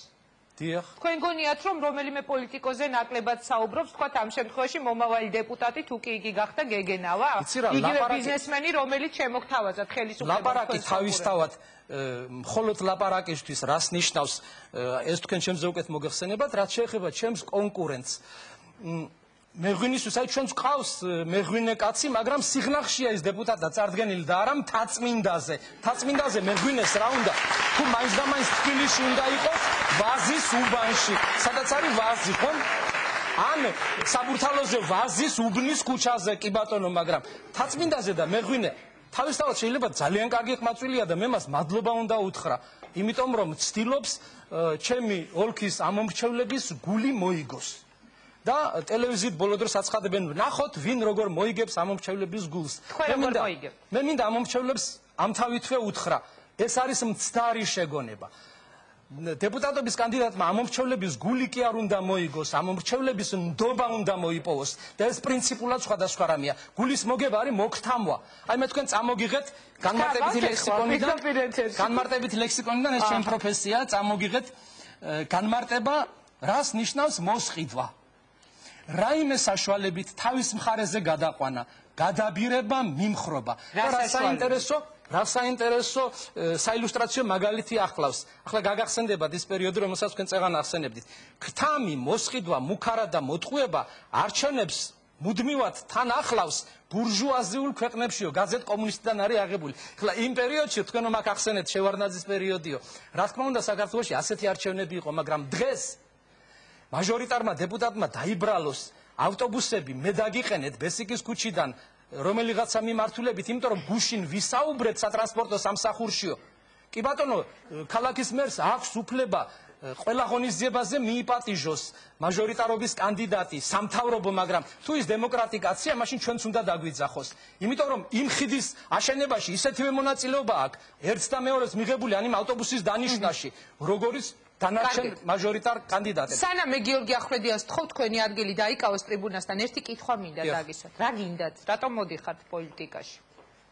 არ მოგბეზდათ თქვათ იგივე სამთავრობო სავარძელზე ჯდომა, წლების განმავლობაში ისმენდით ამ რაღაც ძალიან მონოტორულ, ძალიან არასასიამოვნო ხანდახან დამღლელს, ხდომებს და ასე შემდეგ. რატომ ბრუნდება ლევან ღვინჯილია კვლავ აქტიურად? ლევან ღვინჯილია არ ბრუნდება, არამედ პირველად შედის პარლამენტში, სასად არ ბრუნდება. არა, მე იმას გულისხმობ, რომ თქვენ მთავრობის ყველა ხდომას ესწრებოდით, შესაბამისად როგორც ენის სახელმწიფო პალატის თავმჯდომარე. თანამდებობიდან მე შევარდნაძის დროს მომიხდა ამ თანამდებობაზე ყოფნა, ისევე როგორც შევარდნაძის დროს ყავდა საქართველოს ანა კალანდაძე, მუხრან მაჭავარიანი, ოთარ მეღვინე თუხუცესი, რომელი ერთი ჩამოგითვალოთ ჩვენი ერის საუკეთესო შვილები, დიდი ხელოვანი პოეტი, მწერალი, მეცნიერი, რითაც ჩვენ შეგვიძლია ვიამაყოთ მთელ მსოფლიოში. ეს ადამიანები მოღვაწეობდნენ საქართველოში და დღესაც ბევრი მათგანი თქვენ რატომ მოდით? რატომ გინდათ რომ გახდეთ დეპუტატი? რა გინდათ? რა ამბიცია გაქვთ? არავითარი ამბიცია, მე დღეს ვთქვი ეს ერთ-ერთ ტელეარხზე, განსაკუთრებული ამბიცია არ მაქვს. მე მგონია რომ ჩემი განვლილი ცხოვრება, ჩემი მიერ დაგროვილი გამოცდილება, შეძენილი ცოდნა მაძლევს იმის საშუალებას, რომ ვიყო ღირსეული წარმომადგენელი ჩემი ერის კონკრეტული წარმომადგენლების, ანუ თქვათ ამ ოლქისა და საზოგადოდ ქართველი ხალხისა, ვისაც უნდა მისი ხმა ისმოდეს პარლამენტში. კარგით. დიდი მადლობა ბატონი ლევანი, ალბათ კიდევ გასცემ ჩვენს დღევანდელ გადაცემაში რაიმე კონკრეტულ შეკითხვას პასუხს. მანამდე მინდა გთხოვოთ თქვენი ადგილი, ისე კი ძალიან მომენატრეთ ეთერში, ახლა გულწრფელად გეტყვით, როგორც რესპონდენტი დიდი ხანია არ მყოლიხართ, ძალიან მენანება რომ უნდა გთხოვოთ რომ დატოვოთ ტრიბუნა. თარგამაძის უკანოდა თქვენი სილამაზის გაძლება შეუძლებელია თუ ვიღაცას არ მოეყარეთ. კარგით, მე სიამოვნებით მივიღებ ამ შეფასებას. დიდი მადლობა, ეს იყო ლევან ღვინჯილია. იგი დღევანდელ გადაცემაში ალბათ კიდევ ვისაუბრებს საკუთარი გეგმების შესახებ, მანამდე გიორგი ახვლედიანს ვთხოვ. ყრილობაზე გამოსვლისას გიორგი, ნება მომეცი თქვენობით ვისაუბროთ, ოფიციალური სახე მივცეთ, მიუხედავად იმ მეგობრობისა, კოლეგიალობისა და ასე შემდეგ, რაც ჩვენ წლები გვაკავშირებდა ერთმანეთთან, მე მინდა ეს ოფიციალური ტონი მაინც დავიცვათ. დღეს ჩვენს ქვეყანას ჩვენი თაობა მართავს, მაგრამ სამწუხაროდ მას მართავს თაობის ყველაზე ბინძური ნაწილი. ძალიან მკაცრი განცხადებებით გამოხვედით და მეთანხმებით, რა ხდება ამ დროს ამბობთ, რომ იგივე გიორგი თარგამაძის განცხადებით, რომლითაც მე დღევანდელი გადაცემა გავხსენი, რომ ჩვენ არ შეგპირდებით არანაირ აჯანყებებს და გადატრიალებებს არ მოვაწყობთ, მაგრამ გპირდებით, რომ შევცვლით ამ ქვეყანას. ხართ ერთის მხრივ ძალიან რადიკალურები, მაგრამ მეორე მხრივ ამბობთ, რომ არ გეგმავთ არანაირ რაღაც აჯანყებას, გადატრიალებას. თქვენი კოლეგები ოპოზიციიდან ხშირად საუბრობენ, რომ თუ მოხდა ისე, რომ არჩევნები გაყავდა, თუ რაღაც სხვა შედეგები დაიდო და ასე შემდეგ, ჩვენ დავიწყებთ თუ აჯანყებას. თქვენ ამ დროს ემიჯნებით მათ? აი, ინგა, ჩვენ არაერთხელ გაგვიცხადები ამასთან დაკავშირებით, რომ ჩვენ არ გვჯერა დაანონსებული და რაღაც პროგნოზირებული აჯანყებების. ამაზე საუბარი დღეს, ჩემი საზრით, ეს არ არის მიზანშეწონილი და არ არის სწორი მართებული წინასაარჩევნო კამპანიის წარმართვა. ყოველ შემთხვევაში ჩვენ ასევე ვფიქრობთ, ჩვენი პოზიცია ესეთია და ამ მიმართულებით მივდივართ ჩვენ არჩევნებამდე. ყოველ შემთხვევაში ის რამაც განაპირობა ესეთი სიმწვავე, ეს არის ის დამოკიდებულება, ის განცდა, ის მდგომარეობა, რომელშიც იმყოფება დღეს მთელი ჩვენი ერი, რომელშიც იმყოფება მთელი ჩვენი ერის ის საგადმოაზროვნე ნაწილი, რომელიც გამოკვეთილად ხედავს, რომ დღეს რაც ხდება საქართველოში, ეს არის დანაშაული. დღეს რაც ხდება უამრავ სფეროში, უამრავი მიმართულებით, ეს უნდა შეიცვალოს. ჩვენ ამ შემთხვევაში ქრისტიან-დემოკრატიული მოძრაობის წევრებს გვაქვს გამოკვეთილი პასუხისგებლობა. პასუხისგებლობა ეს შეეხება როგორც ჩვენი ქვეყნის მიმართ, ჩვენი თაობის მიმართ, ისე ჩვენი შვილების მიმართაც არსებობს ეს პასუხისგებლობა. აქედან გამომდინარე, ჩვენ ვერანაირად ვერ დაუშვებთ, რომ 10-15 წლის შემდეგ ჩემმა შვილმა, თქვენმა შვილმა და ჩვენმა შვილებმა სულ ყველამ ერთად გითხრა, რომ რას აკეთებდით მაშინ, როდესაც ყველაზე ძიმე და ყველაზე მწვავე სიტუაცია იდგა ქვეყანაში. რატო გქონდათ ფეხი ფეხზე გადადებული? და აუცილებლად დადგება ეს დრო, თუ ჩვენ დღეს არ გავაკეთებთ ის, ვის არ გაკეთებასაც ისინი ხვალ ჩვენ არ გვაპატიებენ. აქედან გამომდინარე, გადაცემის მეორე ნაწილში მე გთხოვთ თქვენ დამიკონკრეტოთ, გიორგი, კონკრეტულად რის გაკეთებას აპირებთ თქვენ, იმისთვის რომ თქვენმა შვილმა არ გითხრათ შემდეგ 15 წლის შემდეგ ფეხი ფეხზე გადადებული რატომ იჯექი. ისე მე არ ვთვლი, რომ ტელეიმედის ჟურნალისტები წლების განმავლობაში ფეხი ფეხზე გადადებულები ისხდნენ. რა თქმა უნდა, ამისთვის მაინც და მაინც პოლიტიკაში წასვლა არის საჭირო, რომ რაიმე რომ შეიცვალოს. აბსოლუტურად გეთანხმები, ჩვენ ნამდვილად არ ვისხედით ფეხი ფეხზე გადადებული და ეს ჩვენი ცხოვრების დამახასიათებელი ნიშან-თვისებაა და სწორედ ეს არის ის სიამაყის გზნობა, ეს გვაძლევს ჩვენ იმ სიამაყის გზნობას, რითაც ვესაუბრები და თვალებში უყურებთ თითოეულ მოქალაქეს ამ ქვეყანაში. რაც მაძლევს მე და ჩემს მეგობრებს იმის საშუალებას, რომ წელში გამართულმა ვიარო ამ ქვეყანაში და არ შემეჩინდეს არც ერთი ადამიანის თვალებში ჩახედვა. და ვიცი რომ მთელი ცხოვრება ვიცხოვრებ იმ განცდით, რომ გაუფრთხილდები ყველაზე მნიშვნელოვნად იმას, რასაც ქვია წელში გამართულად სიარული ჩემს ქვეყანაში. მის ნებისმიერ რაიონში. ძალიან დიდი მადლობა მაგდა ანიკაშვილს მინდა რომ დაუთმოთ თუ შეიძლება ტრიბუნა მანამდე კიდევ ერთი პირდაპირი ჩართვა რა თქმა უნდა სტუდიის მიმდებარე ტერიტორიიდან სადაც ერთგვარი ყიჟინაა და როგორც მე მეუბნებიან ისე ძალიან სერიოზული ემოციები სოფო ხუციშვილი ჩაგვერთვება პირდაპირ ეთერში სოფო რა ხდება ეხლა სტუდიასთან თუ შეიძლება დიახვნებები შედარებით ჩამსხრალია თუმცა უნდა ითქვას რომ აქ არის საკმაოდ ერთგული ელექტორატი ისინი ასე ვთქვათ სკანდირებენ დაუღალავად სხვათა შორის მინდა გითხრათ და ყველაზე მთავარი რაც უნდა გითხრათ ნაწილი ადამიანების აქედან უკვე წავიდა რადგანაც რეგიონებიდანაც იყვნენ ჩამოსულები და აცხადებდნენ რომ ისინი ამ გუნდს უჭერენ ფარს იმიტომ რომ მათ აქვს იმედი მათი გამარჯვებისა და გარკვეული ცვლილებებისა ქართულ პოლიტიკაში რომ ყველაფერი გაკეთება იმისთვის რომ ახალმა თაობამ შეცვლილ საქართველოში იცხოვროს მე შემიძლია ახლა შემოგთავაზოთ ერთ-ერთი ასე ვთქვათ აქ თვითონ ამ პარტიის წევრის მოძრაობის წევრის ასე ვთქვათ პოზიცია მათ ნუკახა რატომ უჭერთ ამ გუნდს მხარს აი კონკრეტულად თქვენი პოზიცია რომ გამოხატოთ და ჩამოაყალიბოთ რა შეიცვლება თანამედროვე ქართულ პოლიტიკაში კაცობრიობას ორი უდიდესი მონაპოვარი გააჩნია ეს არის ქრისტიანობა და დემოკრატია აი ეს ორი უდიდესი მონაპოვარი ქრისტიანობა და დემოკრატია არის აუცილებელი წინაპირობა ქვეყნის განვითარებისთვის, გამთლიანებისთვის და გამარჯვებისთვის. იმიტომ რომ ჩვენ ქრისტიანები ვართ, მამაპაპური ტრადიციული რელიგია, დემოკრატია კიდევ ჯერ კიდევ მე-12 საუკუნეში ყურთუასლანის დასის დროსაც კი ჩასახული იყო საქართველოში. ამიტომ ეს ბუნებრივად არის ჩვენში ქრისტიანობა და დემოკრატია და ქრისტიანული დემოკრატია არის სწორედ აი ეს წინაპირობა, რაც ჩვენ ქვეყანას ააღორձენებს. კარგი, სოფო, თუ შეიძლება ძალიან დიდი მადლობა. მაშასე გიორგი თარგამაძის მხარდამჭერების სტუდიასთან რჩებიან მე კი მაგდა ანიკაშვილს მინდა დაუსვა ერთი ასეთი კითხვა როდესაც წეღანი თქვი რომ გადაწყვეტილია არსებობს ასეთი ინფორმაცია რომ მაგდა ანიკაშვილმა უნდა იყაროს კენჭის საბურთაოზე მაგდა ფიქრობთ თუ არა რომ ძალიან დიდი რისკი შეიძლება იყოს თქვენს მიერ აი ეს წამოყენება კანდიდატურის უпростоრე თქვენი მოძრაობის მხრიდან ანუ ყავთ ისეთი ძლიერი კონკურენტები ხელისუფლების თქვათ ამ შემთხვევაში რესურსზე რომ არ ვისაუბროთ თუნდაც ოპოზიციიდან, თუნდაც თინა ხიდაშელი, თუნდაც ლია მუხაშავრი, ადამიანები, რომლებიც არიან ძალიან აქტიურები, იგივე ოპოზიციიდან, რა სიტყვით?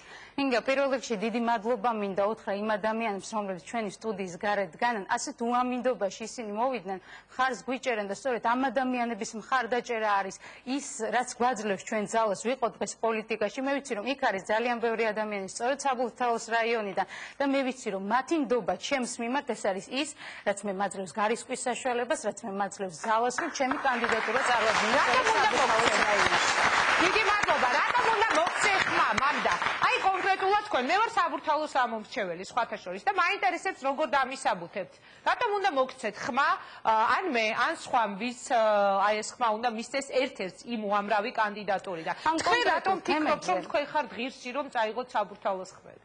ინგა, ჩვენ დღეს საქმოვედით იმისთვის, რომ ჩვენი პროგრამა წარუდგინოთ პირველ რიგში საზოგადოებას და ქრისტიან-დემოკრატიული მოძრაობის პროგრამა. ეს იქნება ჩემი პროგრამაც. მე ამ თემაზე საუბრობ და მივალ ჩვენ საზოგადოებას. მაგრამ პირველ რიგში მე მინდა ვთქვა ის, რომ ჩვენ ყველასგან განსხვავდებით, იმიტომ რომ ჩვენ ვართ ახალი ძალა. ჩვენ ვართ ახალი ენერგიის ძალა, ახალგაზრდების ძალა და სწორედ ამიტომ ახალგაზრდა არის ჩვენი დღევანდელი ხელისუფლება, სხვათა შორის მათი მხრიდან მათ უკვე ჰქონდათ დრო იმისა, რომ საქმე გაეკეთებინათ, მაგრამ რეალური შედეგი ჩვენმა საზოგადოებამ ვერ ნახა მათგან. სწორედ ამიტომ მოვდივარ, ჩვენ მიგვაჩნია, რომ არის ცვლილებების დრო, დადგა დრო ახალი ადამიანები, ახალგაზრდა ენერგიული ადამიანები მოვიდნენ პოლიტიკაში. მე ვფიქრობ, დადგა ცვლილებების დრო და სწორედ ჩემნაირმა ადამიანებმა, ვისთვისაც ეს არჩევნები არის პირველი და თქვენ ხვდებით, რამხელა პასუხისმგებლობაა ჩემთვის, როდესაც ვიღებ არჩევნებში მონაწილეობას, მით უმეტეს ვარ მაჟორიტარი კანდიდატი, მაგრამ ყოფნის გამბედაობა იმისა, რომ დავაყენო ჩემი კანდიდატურა და მე ვფიქრობ, ეს არის ის გამოც სწორედ მე უნდა მომცე ხმა საბურთალოზე. ძალიან საინტერესო განცხადება იყო, მე პირადად პირველად მოვისმინე ასეთი თავდაჯერებული განცხადება, რომ მე უნდა მომცე ხმა. რომ მოხდეს ისე, რომ არ მოგცე ხმა. ჯვარი გწერია, მაგრამ მაინც. რომ მოხდეს ისე, რომ დამარცხდე აი ამ კენჭისყრაში. როგორი იქნება ეს ნამდვილად არ იქნება ჩემთვის ტრაგედია, თუმცა იქნება გარკვეული იმედგაცრუება, იმიტომ რომ მე მართლა მიმაჩნია, რომ მაქვს სათქმელი საზოგადოებისთვის, ჩვენი ამომრჩევლისთვის და ეხლა შეგიძლიათ თქვათ ამ ტრიბუნიდან, ვიდრე მე გადაცემაში რეკლამას ჩვენი მთავარი სათქმელი ორი სიტყვით ცვლილებების დროა. ვისაც მიაჩნია, რომ დღეს ცვლილებების დროა, ჩვენ უნდა დაგვიჭიროს ხარი. კარგი, მაგაზე. ეს იყო მაგდა ანიკაშვილი. ალბათ იყო ძალიან თამამი, ხო, ერთგვარი პოლიტიკური განცხადება, ეხა რომელიც მოვისმინეთ, მე რატომ უნდა მომცე ხმა. იგი ასაბუთებს. გიორგი თარგამაძესთან მინდა გადავიდე შეკითხვით და გადაცემაში რეკლამის დრო იქნება. გიორგი, თქვენც ასეთივე მიდგომა გაქვთ თითოეულ თქვენგანს, თითოეული გუნდის წარმომადგენლს, უბრალოდ თქვენი გუნდის თითოეულ წარმომადგენელს, რომ ხართ დარწმუნებული, რომ მაინც და მაინც თქვენ გეკუთვნით ყველა ის ხმა, რომელიც არსებობს ამომრჩევლის ხმის სახით საქართველოს. საერთოდ ქართული პოლიტიკა პრივატიზებული არის და ეს ხმები არავის ეკუთვნის. ის რაც მე მეკუთვნის ერთია და ის ხმა ჩემია მხოლოდ. დანარჩენი ეკუთვნის მთელ საქართველოს და ინდივიდუალურად იმ ადამიანს, რომელიც უნდა შევიდეს საარჩევნო უბანზე, ხმა მიცეს ამა თუ იმ პიროვნებას. ჩვენ ვთვლით, რომ ქართული დემოკრატიის წარმატებისთვის, ქართული სახელმწიფოს წარმატებისთვის, უკეთესი მომავლისთვის აუცილებელია, რომ იყოს არჩევანი. და ჩვენ ამ არჩევანის გამრავალფეროვნებისთვის მოვდივართ პოლიტიკაში, თუმცა ჩვენ მიგვაჩნია, რომ არჩევანი ქრისტიან დემოკრატების მიმართულებით იქნება ყველაზე სწორი, ყველაზე ოპტიმალური, გულით, გონებით და რაციონალურად გათვლილი არჩევანი. ცვლილებების დროა საქართველოში. კარგი, ცვლილებების დროა საქართველოში, ეს არის მთავარი სლოგანი. მე შინია ლევან ღვინჯილია მარ შემისწოროს, როგორც კი უცხოურ სიტყვას ვიხმარ ქართულის. არჩევნებამდე შეგიძლია მშვიდად იყო. არჩევნებამდე რატომ? იმიტომ რომ შენი გული უნდა მოვიგოთ, ვერე ხმას არ მოგცემთ ის. აჰა, საინტერესოა. ესე იგი ჩემს მოსყიდვას აქვს ამ შემთხვევაში, ადგილი და გრამატიკული მოსყიდვა შეიძლება. კარგით. ეს იყო ლევან ღვინჯილიას პასუხი, მასე მთავარი სლოგანი წინა საარჩევნო ცვლილებების დროა. როგორც წარმოუდგენიათ ქრისტიან დემოკრატებს კონკრეტული ცვლილებები. მე მინდა რეკლამის შემდეგ ჩვენ მათ მოусმინოთ, მივცეთ კონკრეტული დრო, ქრონომეტრაჟი ტრადიციული ჩვენი გადაცემისა და მოусმინოთ რამდენიმე სახეს ამ პარტიის წარმომადგენელს, როგორ წარმოუდგენიათ მათ ქვეყანაში ცვლილებების განხორციელება და რა უნდა გააკეთონ მათი აზრით ისეთი, რაც კარგი იქნება ქვეყნისთვის და რასაც არ აკეთებს დღევანდელი ხელისუფლება. დაგველოდეთ რამდენიმე წუთში ეთერში ვარ.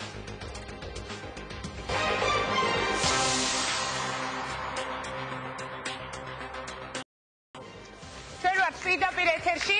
მაშასე ქრისტიან დემოკრატების ხარგამაძე ქრისტიან დემოკრატების წინასაარჩევნო შოუ დღევანდელ გადაცემაში თქვენ მოისმენთ გადაცემის უკვე ამ ნაწილში კონკრეტულად რას გვთავაზობენ ქრისტიან დემოკრატები რა გამოსავალს ხედავენ ისინი მაშინ როდესაც ამბობენ რომ ამ ხელისუფლებამ ქვეყანა შეიყვანა ჩიხში მანამდე მე მინდა გიზო კაკაურიძეს დაუსვა შეკითხვა ვიდრე მათ უკვე პროგრამების დეტალებზე დაველაპარაკე ბატონო გიზო რა სიტყვით რატომ ხართ აქ და რა ცვლილებებს ელით თქვენ პირადად ქრისტიან დემოკრატებისგან მე რამდენადაც ვიცი ქუთაისში თქვენ უნდა იყოთ გიორგი ახვლედიანის შტაბის ხელმძღვანელი რომელიც ქუთაისის მაჟორიტარია რა ხდება გამარჯობა პირველ რიგში მოგესალმებით მე ისიც ამახსენდება ერთხელ გეხვეწეთ დაახლოებით 9 დღე ეთერში ჩამერთეთქო მაშინ მიმყავდა ღია ეთერი იმედზე და თქვენ იყავით კატეგორიული წინააღმდეგი ძლივს დაგითანხმეთ ამბობდით რომ არ მინდა მე პოლიტიკურ თემებზე არ ჩაგერთვები პირდაპირ ეთერში მაშინ თქვით აი ესე და მე ჩავთე მთელი ჩემი სანაცნობო და ეხლა თქვენი ფეხით მოხვედით პოლიტიკური მხარდაჭერის გადა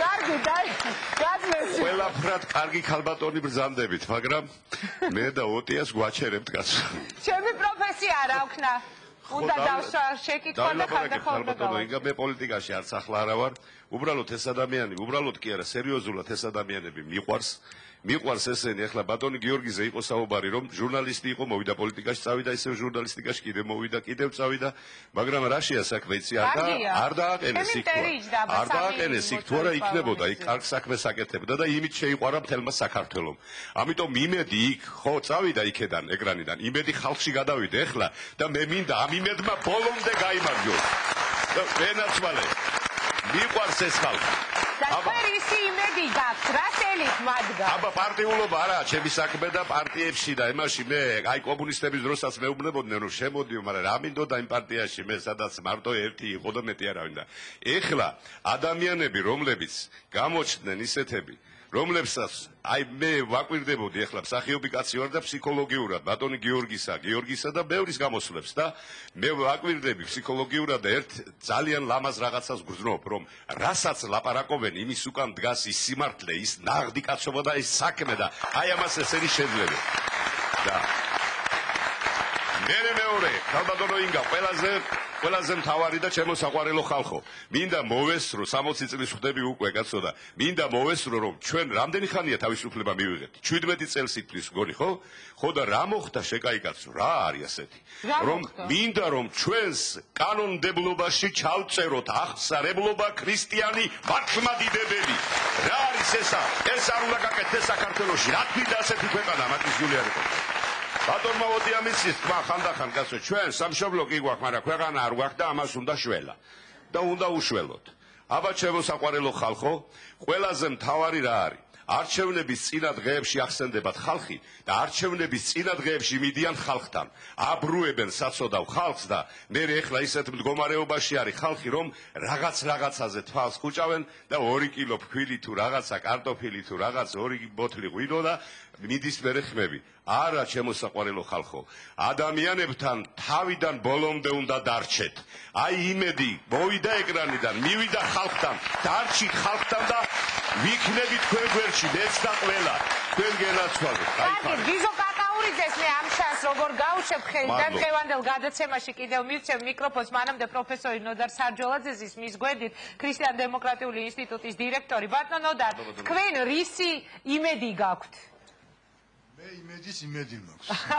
რას ელით ამ ადამიანებისგან? აი თქვენ ჩაებით ახლა პოლიტიკაში. აი ხა ბატონი გიჟო ამბობს რომ არა მე არ ვერევიო პოლიტიკაში, არ მაინტერესებს პარტია და ასე შემდეგ, მაგრამ როდესაც ხდება ასეთი ღონისძიება, როდესაც ტარდება პირდაპირ ეთერში და თქვენ აქ ხართ მოსული, ეს ნიშნავს უკვე ავტომატურად რომ თქვენ ჩაებით ამ ფორმით პოლიტიკაში.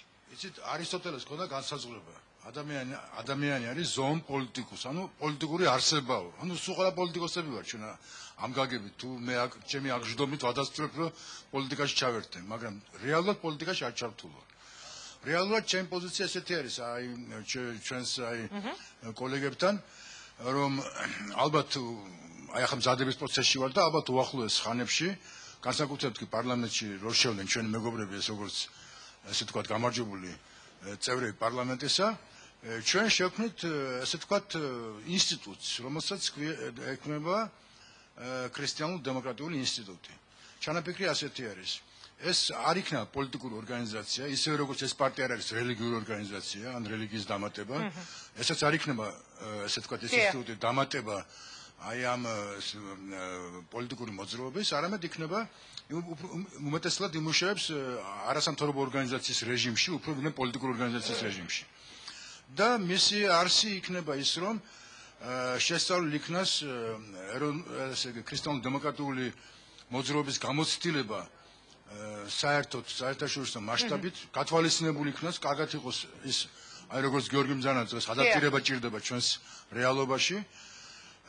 და ესე იგი მეორე მხრივ შეიქმნება გარკვეული სივრცე, თუ შეიძლება ასე ითქვას, საღი და კომპეტენტური აზრის გამოთქმისა, რისთვისაც შექმნეს სპეციალურ მექანიზმს დებატებისა და სადისკუსიო კლუბისა აი ამ ქრისტიანულ-დემოკრატიული ინსტიტუტის ფარგლებში. ეს იყო ნოდარ საჯოძე, საინტერესოა თაკო ჩხეიძე რა სიტყვის და მე უკვე მაგიდასთან უნდა დაუბრუნდე ჩვენ სტუმრებს, თაკო. ჩვენ მოусმინოთ ბატონ გიზოს, ბატონ ნოდარს. თაკო ჩხეიძე ამ ფორმით ჩაერთო პოლიტიკაში? არ მითხრა არაო, იმიტომ რომ ეს არის ერთგვარი პოლიტიკური მხარდაჭერა. ჩვენ აგზივართ კონკრეტული მოძრაობის პრეზენტაციაზე. აქ მე ვარ მეგობრის სტატუსით, პოლიტიკაში არ ჩავრთულ ვარ, მაგრამ ხშირად მithქვამს და კიდევ ერთხელ ვიმეორებ, რომ გულშემატკივრობ ამ გუნდს გიორგის მისი პარტიის წევრებს, ესენი არიან ის ადამიანები, ვინც იმედში ძალიან დიდი გადაცემა გააკეთა დროება, რომელსაც გულშემატკივრობდი იქ და მე მათი მჯერავს, ისინი არიან პროფესიონალები, ისინი არ იკადრებენ ბევრ ცუდ რამეს. რას? მითხარი, რას ისეც, რაც შენ შეგიძლია ეხა გაიხსენო. რის გამოც შეიძლება მათ მისცე ხმა არ იკადრებენ ბევრ ცუდ რამეს. რა არის ეს ცუდი, რაც შეიძლება მათ არ იკადრონ და რასაც თქვა თქვენი აზრით სხვები კადრობენ. იცით, თუნდაც ის, რაც ბოლო დროს ვნახეთ ყველა. თუნდაც ნოემბრის მოვლენები, თუნდაც იმედის დარბევა, თუნდაც შეურაცხყოფა, უსამართლობა და მე ნამდვილად მჯერავს მათი, გულშემატკივრობ და ჯერავს, რომ ისინი პარლამენტში მოხვდებიან. კარგით, მე მჯერავს, რომ ისინი პარლამენტში მოხვდებიან ამ სიტყვებს ამ დარბაზში მე ვისმენ ხოლმე კვირაში ორჯერ, ორშაბათობით და ხუთშაბათობით, როდესაც მხარდამჭერები საუბრობენ ამ თუ იმ პოლიტიკურ სუბიექტზე. მე მინდა მოდით ერთად მოусმინოთ მათ და ბატონი მერაბიზის შემდეგ ბატონი მერაბიც ოდნავ მოგვიანებით ჩაგვერთვება ჩვენ საუბარში. მე გაძლევ თითოეულ თქვენგანს ორ წუთს საიმისოდ, რომ თქვენ კონკრეტულად ეხლა მაყურებელს აუხსნათ მოსვლის შემთხვევაში, გამარჯვების შემთხვევაში, როგორ წარმოგიდგენიათ, რას გააკეთებთ, რას შეცვლით ამ ქვეყანაში. დაიწყებს გიორგი თარგამაძე. დიდი მადლობა ინგა.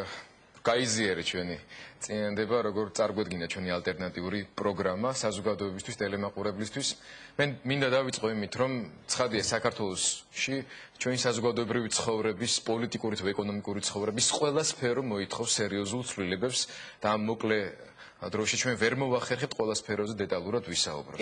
მაგრამ მინდა დავიწყო იმით, რომ ჩვენი პრიორიტეტი იქნება საქართველოში კულტურის მხარდაჭერა. ახლა შენ თუ ქვი რამდენიმე წუთის წინ, რომ ჩვენი შოუ გრძელდებაო. შოუ სანახაობა, ასე ვთქვათ, როგორც ოთარ ჭილაძე იტყოდა, სჭირდება ბრბოს. კულტურა ჭირდება ხალხს. ქართველიერი იმსახურებს იმას, რომ ის მუდმივად შოუს და სანახაობის მომსწრე არ იყოს, არამედ კულტურის მხარდაჭერა ქვეყანაში წარმოადგენდა სერიოზულ პრიორიტეტს. ამდენად ჩვენთვის ძალიან მნიშვნელოვანი იქნება ქართული თეატრის მხარდაჭერა, ქართული მწერლობის მხარდაჭერა, მხარდაჭერა ახალგაზრდა შემოქმედებითი ორგანიზაციების განვითარებისა, მხარდაჭერა ქართული კინემატოგრაფიის აღორძინებისა, მხარდაჭერა ქართული ფოლკლორისა, მოკლედ რო ვთქვათ, ქართული კულტურის მხარდაჭერა. ამას აქვს უზარმაზარი მნიშვნელობა და ალბათ არც არის გასაკვირი, თუ ქრისტიან-დემოკრატები ჩვენს ქვეყანაში ცვლილებებზე საუბარს დავიწყებთ სწორედ ქართული კულტურის მნიშვნელობისა და როლის წინ წამოწევით. ეს რაც შეეხებოდა კულტურას. აქვე მინდა გითხრათ, რომ ჩვენ გვაქვს ძალიან სერიოზული ეკონომიკური პროგრამა და ჩვენი ეკონომიკური პროგრამის ერთ-ერთ ძირითად ქვაკუთხედად მიგვაჩნია თემა, რომელზეც საუბარი ჩვენ დავიწყეთ ჯერ კიდევ მაშინ, როდესაც მუშაობდით ჟურნალისტიკაში, ტელეიმედში, დროებაში. ტელემაყურებელს ახსოვს ციკლი სიუჟეტებისა, რომელიც ეხებოდა საქართველოში ჩვენი ბუნებრივი რესურსების გამოყენებას, მის პერსპექტივას და იმ დანაშაულებრივ პოლიტიკას, რომელიც ამ მიმართულებით ქვეყანაში ტარდება. ერთის მხრივ მიმდინარეობს გასხვისება, გაჩუქება ჩვენი ეროვნული ქონების და მეორეს მხრივ ხდება არასწორი ექსპლუატაცია ჩვენი ბუნებრივი რესურსის. მე მინდა გითხრათ, რომ რადგან ახლა ვიწყებ საუბარს ამაზე, ალბათ 2 წუთი მექნება საშუალება ეხლა უნდა მოგცეთ ეს 2 წუთი შესავალი, ხო? მე დამავიწყდა, მაპატიეთ რომ მე თქვა რომ თქვენი წამზომი იყო ჩართული ძალიან დიდი ბოდიში, ჩემი მიზეზით თუ შეიძლება ხელახლა. მოკლედ რომ გითხრათ, ჩვენი ეკონომიკური პროგრამის ერთ-ერთი ძირითადი ქვაკუთხედია საქართველოში მტკნარი წყლის რესურსების რაციონალური გამოყენების კონცეფციის განხორციელება. აქ შედან მეცნიერები საქართველოში აღიარებული მეცნიერები არა მარტო ამ დარგის, რომლებიც მუშაობდნენ წლების განმავლობაში ამ კონცეფციაზე, რომლებმა ძალიან სერიოზული ექსპერტიზა გაატარეს სხვადასხვა დონეზე, პირველ რიგში საქართველოს მეცნიერებათა აკადემიაში, სხვა სამეცნიერო საზოგადოებებში მთელი მსოფლიოს მასშტაბით და ამ პროგრამამ დაიმსახურა ძალიან სერიოზული მხარდაჭერა ქართველი მეცნიერების მხრიდან. საუბარია იმაზე, რომ საქართველოს აქვს უზარმაზარი ქონება, უზარმაზარი სიმდედრე, რომელსაც არ ვიყენებ და არასწორად გამოვიყენებ, თუ ასე გაგრძელდა. ჩვენ მიგვაჩნია, რომ ამ მიმართულებით ძალიან სერიოზული ცვლილებები არის განსახორციელებელი. პირველ რიგში მე ვიტყოდი იმას, რომ წყლის რესურსი ეს არის მართლა სტრატეგიული რესურსი უნდა იყოს ჩვენთვის და ამ თვალსაზრისით მისაღები არის მთელი რიგი გადაწყვეტილებებისა, რომელიც საქართველოს კონსტიტუციაში ცვლილების შეტანასაც ეხება, რომლითაც საქართველოში მტკნარი წყლის რესურსი გამოცხადდება სტრატეგიულ, ასე ვთქვათ, რესურსად. მე უბრალოდ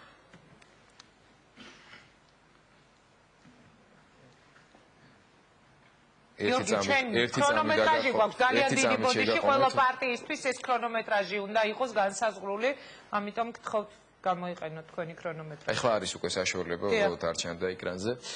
მე მინდა გითხრათ, რომ ყოველწლიურად მართლაც იზრდება მსოფლიოს მოსახლეობის მოთხოვნა მტკნარ წყალზე და ამ თვალსაზრისით მსოფლიოში მტკნარი წყლის დეფიციტი იქნება ყველაზე უფრო ხელშესახები და ყველაზე უფრო პრობლემატური. სწორედ ამის გამო ჩვენ ვთვლით, რომ საქართველოში პრინციპულ მნიშვნელობას წარმოადგენს სამემართულებით აქტიური მუშაობა. 2010 წლისათვის წყლის ფასი 30%-ით გადააჭარბებს ბენზინის ფასს. საქართველოს კი გააჩნია 27,000-მდე მდინარე და უზარმაზარი რესურსი, რომელიც მიწის ქვეშ მდებარეობს. საქართველოს მეცნიერებმა წლების განმავლობაში უზარმაზარი სამუშაო ჩაატარეს ამ მიმართულებით და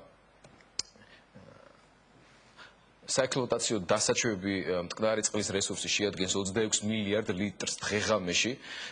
თუ კი განხორციელდება ის კონცეფცია, რომელსაც ჩვენ მეცნიერებთან ერთად ვთავაზობთ, საქართველოს 2015 წლამდე განხორციელდება სამრაწველო მარაგების მხოლოდ 0.75% მიასადი პროცენტის ჩამოსხმა რეალიზაცია, ჩვენ შედეგად ორჯერ გაიზრდება ქვეყნის ბიუჯეტი. იქნებ დააფიქსიროთ მაპატიეთ გიორგი 1 წუთით ეკრანზე, იმიტომ რომ ჩვენ გვაქვს განსაზღვრული დრო, რომელიც კი ბატონო, ძალიან მოკლედ გეტყვით, რომ შედეგად ორჯერ გაიზრდება ქვეყნის ბიუჯეტი 2.5 წლის განმავლობაში. საქართველოს ყოველწლიური ფულადი შემოსავლები გაიზრდება 12 მილიარდ ამერიკულ დოლარამდე. გაზრდილი ბიუჯეტის 25% მოხმარდება სახელმწიფო შიდა ვალის დაფარვას, მათ შორის იგულისხმება იმ დავალიანებას, რომელიც არსებობს მიანაბრეებთან დაკავშირებით. 1.350.000 მიანაბრე სრულიად დაუბრუნდება 90-იან წლებში სახელმწიფო ბანკებში შეტანილი დანაზოგი. საწყის ეტაპზე შეიქმნება 150.000-ზე მეტი სამუშაო ადგილი, საშუალო ყოველთვიური ანაზღაურება იქნება 800 ამერიკული დოლარის ეკვივალენტი. აქ არის მოცემული სქემა, რომლის მიხედვითაც ჩანს, რომ 7% საქართველოს მოსახლეობის, შრომის უნარიანი მოსახლეობისა იქნება ჩართული ამ პროექტის განხორციელებაში და ამ მხრივ უმუშევრობის პრობლემის დაძლევის კუთხით უზარმაზარი ნაბიჯები გადაიდგმება. კარგით. მოკლედ რომ გითხრათ, ეს არის პროგრამა, რომელიც განხორციელდება. არასერიოზულად მუშაობენ აშკარად საეთერო სტუდიაში. მე მინდა ძალიან დიდი ბოდიში, ძალიან კორექტულად კიდევ ერთხელ ვთხოვო შემდეგი გამომცველი, როდესაც იქნება პროდიუსერს, რომ იქნებ დავაფიქსიროთ ქრონომეტრაჟი, რათა არ ჩაგვეთვალოს სუბიექტურობაში, იმიტომ რომ ორი სიტყვით უბრალოდ მცირე დასკვნის სახით ვიტყოდი ერთ რამეს, რომ საქართველოს მტკნარი წყლის რესურსების სახით მართლაც გააჩნია ძალიან სერიოზული სტრატეგიული რესურსი. ამ რესურსის გამოყენება სტრატეგიული მნიშვნელობის არის ჩვენი ეკონომიკის განვითარებისთვის. ეს კონცეფცია არსებობს დევს. ქართველი მეცნიერები არიან ამ კონცეფციის ავტორები, არიან საერთაშორისო ინვესტორები, რომლებიც ხვალვე მზად არიან ჩადონ უზარმაზარი ინვესტიციები ამ მიმართულებით და საქართველოში ამ პროგრამის განხორციელებას მოჰყვება კონკრეტული შედეგი, კონკრეტული მილიარდები, ბიუჯეტის ზრდა, უმუშევრობის პრობლემის მოხსნა, მიანაბრეებისათვის ანაბრების დაბრუნება. მოკლედ ეს არის ერთ-ერთი ძირითადი ქვაკუთხედი. ძალიან დიდი მადლობა, ეს იყო გიორგი ფარგანაძე. მე კიდევ ერთხელ მოვუხდი მაყურებელს ყურებას ბოდიშს ერთგვარად დავარღვიეთ წესები ქრონომეტრაჟთან დაკავშირებით და ეხლა მინდა ვთხოვო ნიკა ვალიაშვილს დაიკავოს ტრიბუნა. თუ შეიძლება ნიკა სხვა შორის არის ერთ-ერთი კადრი, რომელზეც ერთი წუთი ეს თქვენი შერჩევის მიხედვით ხდება? კი ბატონო, შეგიძლიათ დაუთმოთ ეთერი. სიამოვნებით დაუთმოთ მაგდას, იმიტომ რომ აზრობრივათაც და თემატურათაც უფრო მიბმულია გიორგის პრეზენტაციასთან, ამიტომ ჯობია. კარგით. მაგდა ანიკაშვილი უპასუხებს ჩვენი შეკითხვას ხელისუფლებაში მოსვლის შემთხვევაში, როგორ წარმოუდგენია, რას გააკეთებს იგი, როგორ წარმოუდგენია ქვეყნის გამოყვანა ამ მდგომარეობიდან, ისინი ამბობენ, რომ ქვეყანა არის ჩიხში შესული, წამზომი ჩაერთო მაგდა გისმენთ. ინგა 2 წუთი მაქვს ზუსტად. თუ გვინდა გიორგიმ წაიღოთ თქვენი წუთები, ასე რომ გაქვთ მხოლოდ 2 წუთი. ძალიან სამწუხაროა, რასაც მოვასწრებ, სოციალურ პოლიტიკაზე უნდა ვისაუბროთ, ეს ძალიან საინტერესოა თქვენი მხრიდან. ქრისტიან დემოკრატიული მოძრაობა თავიდანვე მინდა ვთქვა, რომ არის სოციალურად ორიენტირებული მოძრაობა. ჩვენი მიზანია ხელისუფლებაში მოვიყვანოთ ისეთი გუნდი, რომელსაც ექნება სოციალური პასუხისმგებლობა. დღევანდელ მდგომარეობაში, როდესაც სახელმწიფო ფაქტობრივად არ ატარებს გააზრებულ სოციალურ პოლიტიკას, ჩვენ გთავაზობთ პროგრამას, რომელიც არის რეალური.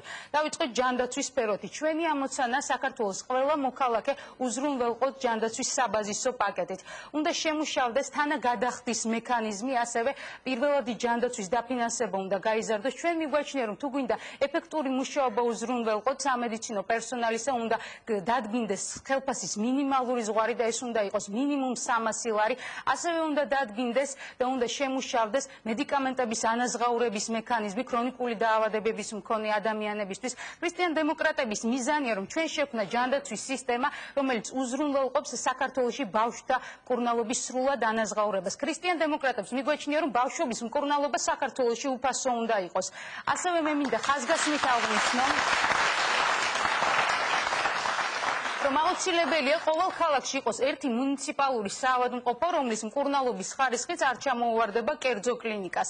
აქვე აუცილებლად უნდა აღინიშნოს ინვალიდობის თემა. ჩვენ გეგმავთ, რომ ვიმუშაოთ სერიოზულად ინვალიდების ადაპტირებული გარემოს შექმნაზე და ვფიქრობთ, რომ კატეგორიების მიხედვით დახმარება უნდა გაიცეს ყოველთვიურად 200-დან 300 ლარამდე. ეს არის აუცილებელი პირობა და მოვალეობა, რომელიც ჩვენ უნდა შევასრულოთ. ასევე უნდა აღინიშნოს საოჯახო პოლიტიკა, იმიტომ რომ მე დღეს ვიტყვი, რომ უმძიმესი მდგომარეობა ამ მხრივ დღეს ხელისუფლება გასცემს დახმარებას მხოლოდ მრავალშვილიანი დედებისთვის და ეს დახმარება თქვენ იცით, რომ საქართველოს კანონმდებლობით მრავალშვილიანი დედა ითვლება, რომელსაც ყავს 7 არასრულწლოვანი ბავშვი, ეს თანხა არის ცინიკური, არის თვეში 35 ლარი. ჩვენ მიგვაჩნია, რომ ყოველ მეორე ბავშვზე და შესაბამისად ყოველ მომდევნო ბავშვზე უნდა გაიცეს დახმარება 500 ლარი ერთჯერადი და შემდეგ ყოველთვიურად 50 ლარი. მარტო ხოლო დედებისთვის 100 ლარი. ინგა ძალიან ბევრი რამ მაქვს საქმელი და იქნებ 1 წუთი მაინც გამომიყოთ. იმიტომ ეს ძალიან მნიშვნელოვანი უნდა აუცილებლად. თქვენ შეგიძლიათ ამაზე ისაუბროთ, მაგრამ თუ კი მოხდებით პარლამენტში, ეს არის გადაცემა, რომელსაც თავისი წესები აქვს. მაყურებელს რას ვთავაზობთ ჩვენ? კი ბატონო, თქვენ შეგიძლიათ ეს აუხსნათ ამ მომრჩევეს, როდესაც გექნებათ მათთან შეხვედრა. ისე მე მინდა უბრალოდ ერთი კითხვა დავს, აი, როდესაც ამბობთ, რომ ხელფასის მინიმალური ზღვარი უნდა იყოს 300 ლარი, აი, რის ხარჯზე დაიანგარიშეთ ეს? ინგა, მე გეტყვით, რომ საბიუჯეტო თანხების რაციონალურად გადანაწილების ხარჯი ეს დღევანდელ ბიუჯეტში და დღევანდელ მდგომარეობაში არის შესაძლებელი. თავარი იყოს პოლიტიკური ნება. თავარია, რომ პრიორიტეტები დაისახოს სახელმწიფოში და არ უნდა იხარჯებოდეს დაუშვათ 9 მილიონი იგივე ერთ ატრაქციონზე, ან რომელიმე თუნდაც ძალიან ცნობილი მე გეკითხებით უბრალოდ საინტერესოა თქვა 300 ლარი კონკრეტულად საიდან ხო ეს პროგრამა ერთი წუთი ეს პროგრამა შემუშავდა საერთაშორისო ექსპერტების დახმარებით და მათ შორის ფინანსური გათვლების საფუძველზე. ასე რომ ყველაფერი, რასაც ჩვენ ვამბობთ, არის ძალიან რეალური. მე ვამბობ დღევანდელი ფინანსების მდგომარეობაში და მით უმეტეს თუ ამუშავდა ის ეკონომიკური პროგრამა, რაზეც ჩვენ ვსაუბრობთ და ბიუჯეტი გაიზარდა, შესაბამისად უკვე აღარანაირი პრობლემა აღარ იქნება და ყველაფერი, რასაც ჩვენ ვპირდებით ჩვენს ამომრჩევლს, იქნება ძალიან რეალური. ჩვენ ვფიქრობთ, რომ გამარჯვების შემთხვევაში 2009 წლის დასაწყისისთვის უკვე ჩვენ შევძლებთ, რომ აი ეს დანაპირები რაღა საინფორმაციო გამოშვება მიყავდა. წასულიყავით პირდაპირ ქვეყნის ეკონომიკურ გუნდში, იქნებ რა არასოდეს არ არის გვიანი. ყოველგვარი ხუმრობის ხო, კარგი. შემდეგი ვინ წარადგენს ქრისტიან დემოკრატების პროგრამას? ისმენთ ლევან. სანამ მე ჩემ თემაზე დავიწყებ საუბარს, უბრალოდ ვიტყვი, მაგრამ რაც ვერ მოასწრო. არა, თუ შეიძლება, საუბარი არის თქვენი დრო ჩაი. კი ბატონო, მე ვაჩუქებ ჩემ დროს მაგდას. საუბარი არის კიდე ერთ პუნქტზე, რომელიც ვერ მოასწრო, მაგრამ ეს არის უმუშევრობის შემწეობაზე 200 ლარის ოდენობით. ეს არის სახელმწიფოს მხრიდან აღებული პასუხისმგებლობა უმუშევრობის მიმართ. მე ვფიქრობ, ეს ძალიან სერიოზული საკითხია და ამიტომ მაგდამ რახან ვერ მოასწრო, მე დავასრულე. ერთი წევრი თუ შეიძლება ვერ მოვახდენ, როცა ჩვენ ვლაპარაკობთ ცვლილებების დროა, ჩვენ ეს თვითონ ეს ჩვენი სლოგანი წამოვიდა სწორედ საკონსტიტუციო ცვლილებიდან, რომელსაც ჩვენ ვამზადებდით მთელი 2 თვე. ამ საკონსტიტუციო ცვლილებების შესაბამისად საქართველოში ოფიციალური რელიგია უნდა იყოს ქრისტიანული მართლმადიდებლობა, როგორც ქართველი ხალხის ტრადიციულად აღიარებული რელიგია. აქვე ჩვენ ამავე მუხტში ვაგრძელებთ და ვამბობთ, რომ სახელმწიფო მფარველობს საქართველოს სამოციქულო ავტოკეფალურ მართლმადიდებელ ეკლესიას და ზრუნავს მისი როლის განმტკიცებაზე საზოგადოებაში. შენ შემოგვაქვს უმაღლესი, ასე ვთქვათ, იმუნიტეტის ცნება კონსტიტუციის დონეზე, რომ საქართველოს სამოციქულო ავტოკეფალური მართლმადიდებელი ეკლესიის მწყემსთავარი სრულიად საქართველოს კათოლიკოს პატრიარქი ხელშეუვალია. მაგრამ ამავდროულად ჩვენ ვმიჯნავთ და ვტოვებთ სახელმწიფოსა და ეკლესიას ურთიერთ დამოუკიდებელ 2 ინსტიტუტთან და ვამბობთ, რომ სახელმწიფო და ეკლესია ერთმანეთისგან დამოუკიდებელნი არიან.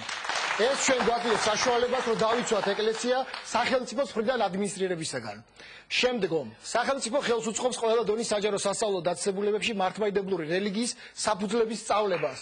ეს არის ის, რაც ამ ხელისუფლებამ თავისი, ასე ვთქვათ, მოსვლის შემდეგ პირველი რაც გააკეთა, განდევნა სკოლიდან εκκλესიის რელიგიის საფუძვლების სწავლება და დახურა კაბინეტები, რელიგიის კაბინეტები. ჩვენ ეს უნდა დავაკანონოთ კონსტიტუციის დონეზე, რომ ხვალ და სხვა ხელისუფლებას არ კონდეს იმის მცდელობა და ცდუნება, რომ ეს მსგავსი გაიმეოროს. და შემდგომ ყველა მართლმადიდებელი ქრისტიანის ქორწინება ექვემდებარება საეკლესიო რეგისტრაციას. დღევანდელ კონკორდატში წერია, რომ საეკლესიო რეგისტრაციის ნება არ არსებობს, წერია, რომ სამოქალაქო სამართლებრივ ურთიერთობებში იურიდიულ ძალ აქვს მხოლოდ სამოქალაქო, ასე ვთქვათ, რეგისტრაციის მოწმობა. ჩვენ ვამბობთ, რომ ჯვრისწერას უნდა ქონდეს ზუსტად ისეთივე იურიდიული ძალა, როგორც დღეს აქვს სამოქალაქო რეჟიმში გადაღებულ მოწმობა. ძალიან დიდი მადლობა. ის ხო ლევან ვებხვაძე. ისე ერთი კითხვა მინდა ლევან დაგისვათ, ვიდრე შემდეგი გამომცვლელი დადგება ტრიბუნასთან. რატომ დადგა თქვენი მხრიდან ესე აქტიურად ეკლესიის დაცვის საკითხი? რეალურად ეს არის ძალიან სერიოზული პრობლემა ქვეყანაში.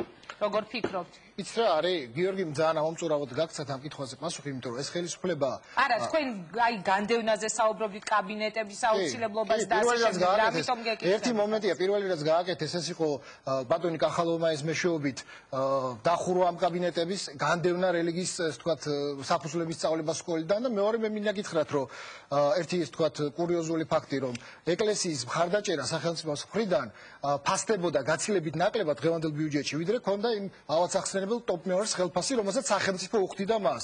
ეს იყო ძალიან სასაცილო სიტუაცია.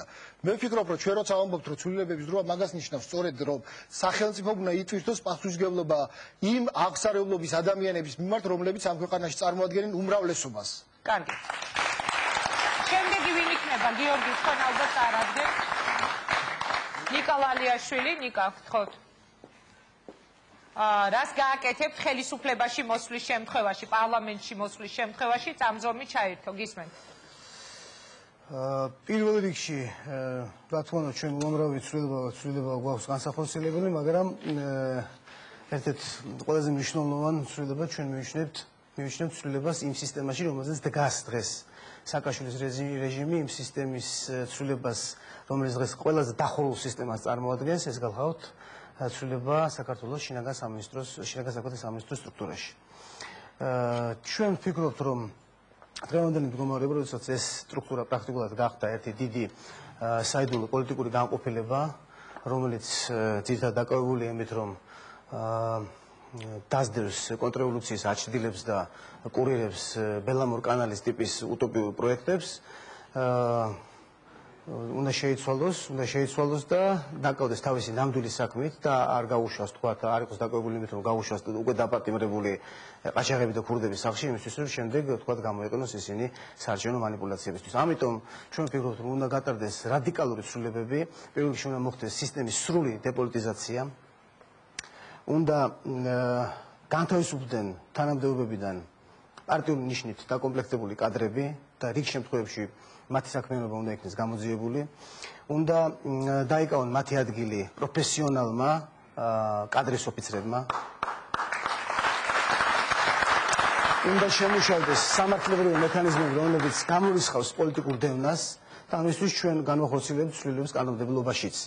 გარკვეულ ნაწილებში ჩვენ დავუბრუნდებით კანონს სახელმწიფო უშიშროების შესახებ და ასევე ჩვენ უჭერთ ხარს იმას, რომ დაწესდეს ძალიან მძლავრი საპარლამენტო კონტროლი ოპერატიულ სამძებრო ღონისძიებებზე, მათ შორის მოსმენებზე, თვალთვალზე და გარკვეულ შემთხვევებში აგენტურულ საქმიანობაზეც კი.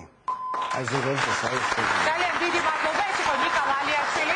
ფაქტობრივად ნიკას თემაზე გიორგი თქვენის პარტიასთან მოძრაობასთან დაკავშირებით გაჩნდა სწორედ აი შეკითხვა, რომელიც მე რეკლამამდე დავსვი, ანუ შევარდნაძის დროინდელი კადრები, იგივე შევარდნაძის დროინდელი უშიშროების კადრი, როდესაც ვთქვათ მამომრჩევლმა მაყურებელმა იხილა თქვენს მოძრაობაში და მისი ძალიან პათეტიური გამოსვლა ოპერაში, მე ამ გამოსვლის დეტალებს აღარ გავიხსენებ. შემდეგი ასეთი კადრი რო ბევრი ყოლოდათ, თავზე არ დაინგრეოდა თქვენ. გიორგი როხაძე ჩვენი საერთაშორისო მდივანი, რომელიც ქრისტიან დემოკრატების საგარეო პოლიტიკაზე ისაუბრებს. გისმენთ. მაშასე ხელისუფლების მოსვლის შემთხვევაში როგორი იქნება ქრისტიან დემოკრატების პოლიტიკა საგარეო საკითხებში? წამზომი ჩაერთო, თქვენ გაქვთ თქვენი ქრონომეტრაჟი. საგარეო ცვლილებების დროა საგარეო პოლიტიკაშიც.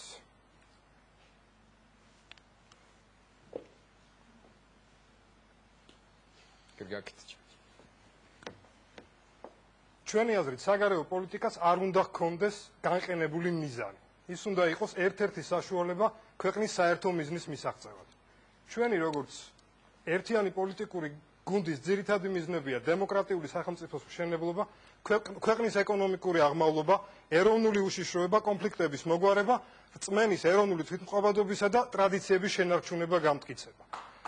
ჩვენი საგარეო პოლიტიკა ჩადგება აი ამ ძირითადი მიზნების სამსახურში. ეხლა მოგახსენებთ თუ როგორ ვაპირებთ ამის განხორციელებას. ჩვენი მთავარი პრიორიტეტები იქნება საგარეო პოლიტიკაში.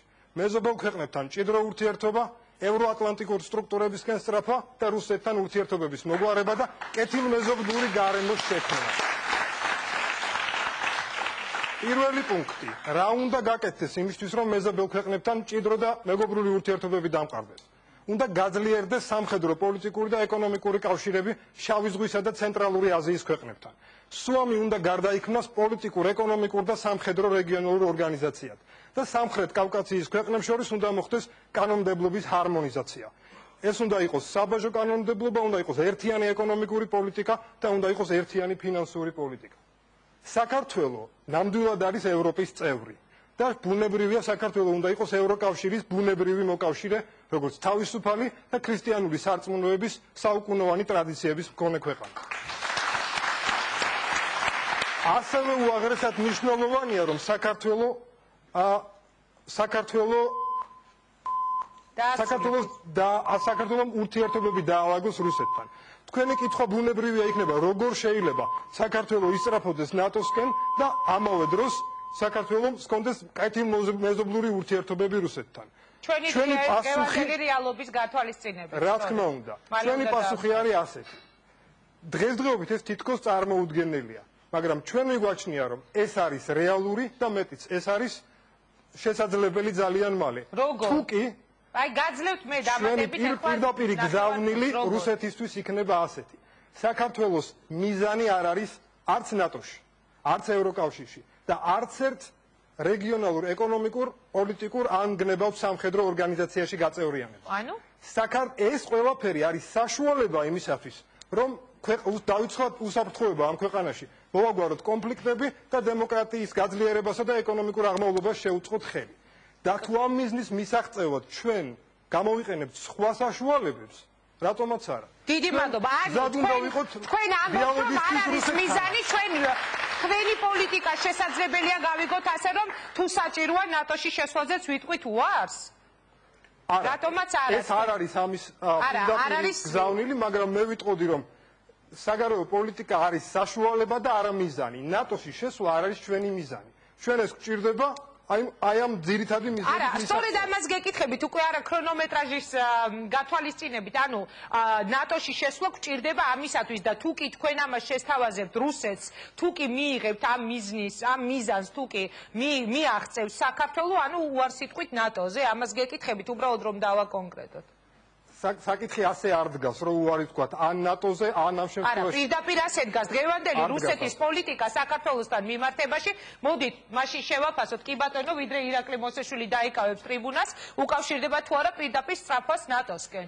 დღევანდელი გართულებული მდგომარეობა სხვათა შორის 24 საათიანი ვადა მისცა იგივე ბაგაფშმა ოფიციალურ თბილისს. ანუ მე შეგნებულად არ ვარცობ ამ თემას, იმიტომ რომ დღეს გაქვს ჩემ პარტიის პრეზენტაცია, თქვენი პარტიის მოძრაობის პრეზენტაცია, მაგრამ აი შეკითხვა რომელსაც მე გისვამთ მაშინ ეს ყველაფერი არის თუ არა გამოწვეული ნატოსთან საქართველოს მისწრაფებით თქვენ ამბობთ რომ თუ კი ამას მივიღებთ შედეგობრივად საქართველო ანუ აღარ არის თვითმიზანი ჩრდილოატლანტიკური ალიანსი ამას მაშინ მე ასე დავაყენებ ამ საკითხს რომ პირდაპირ მიპასუხეთ გიორგი თუ კი საქართველო იტყვის უარს ნატოში შესვლაზე და ამით გადაწყდება ყველა პრობლემა რომელიც საქართველოს აქვს და ამით მივახცევთ ყველა იმ მიზანს რაც აქ ჩამოთვალეთ მე ვერ ხედავ პრობლემას დიდი მადლობა გიორგი ხო არ დაამატებთ რამეს ეს იყო გიორგი რუხაძე ირაკლი მოსეშვილი დაიკავებს ეხლა ტრიბუნასთან ადგეს მანამდე გიორგი თარგამაძეს დაუსვავ იგივე შეკითხვას თუ კი ეს ყველაფერი გვექნება მაშინ შესაძლებელია აღარ იყოსო თვითმიზანი ნატო ასე გავიგო თვითმიზანი არც ერთ შემთხვევაში არ უნდა იყოს ნატო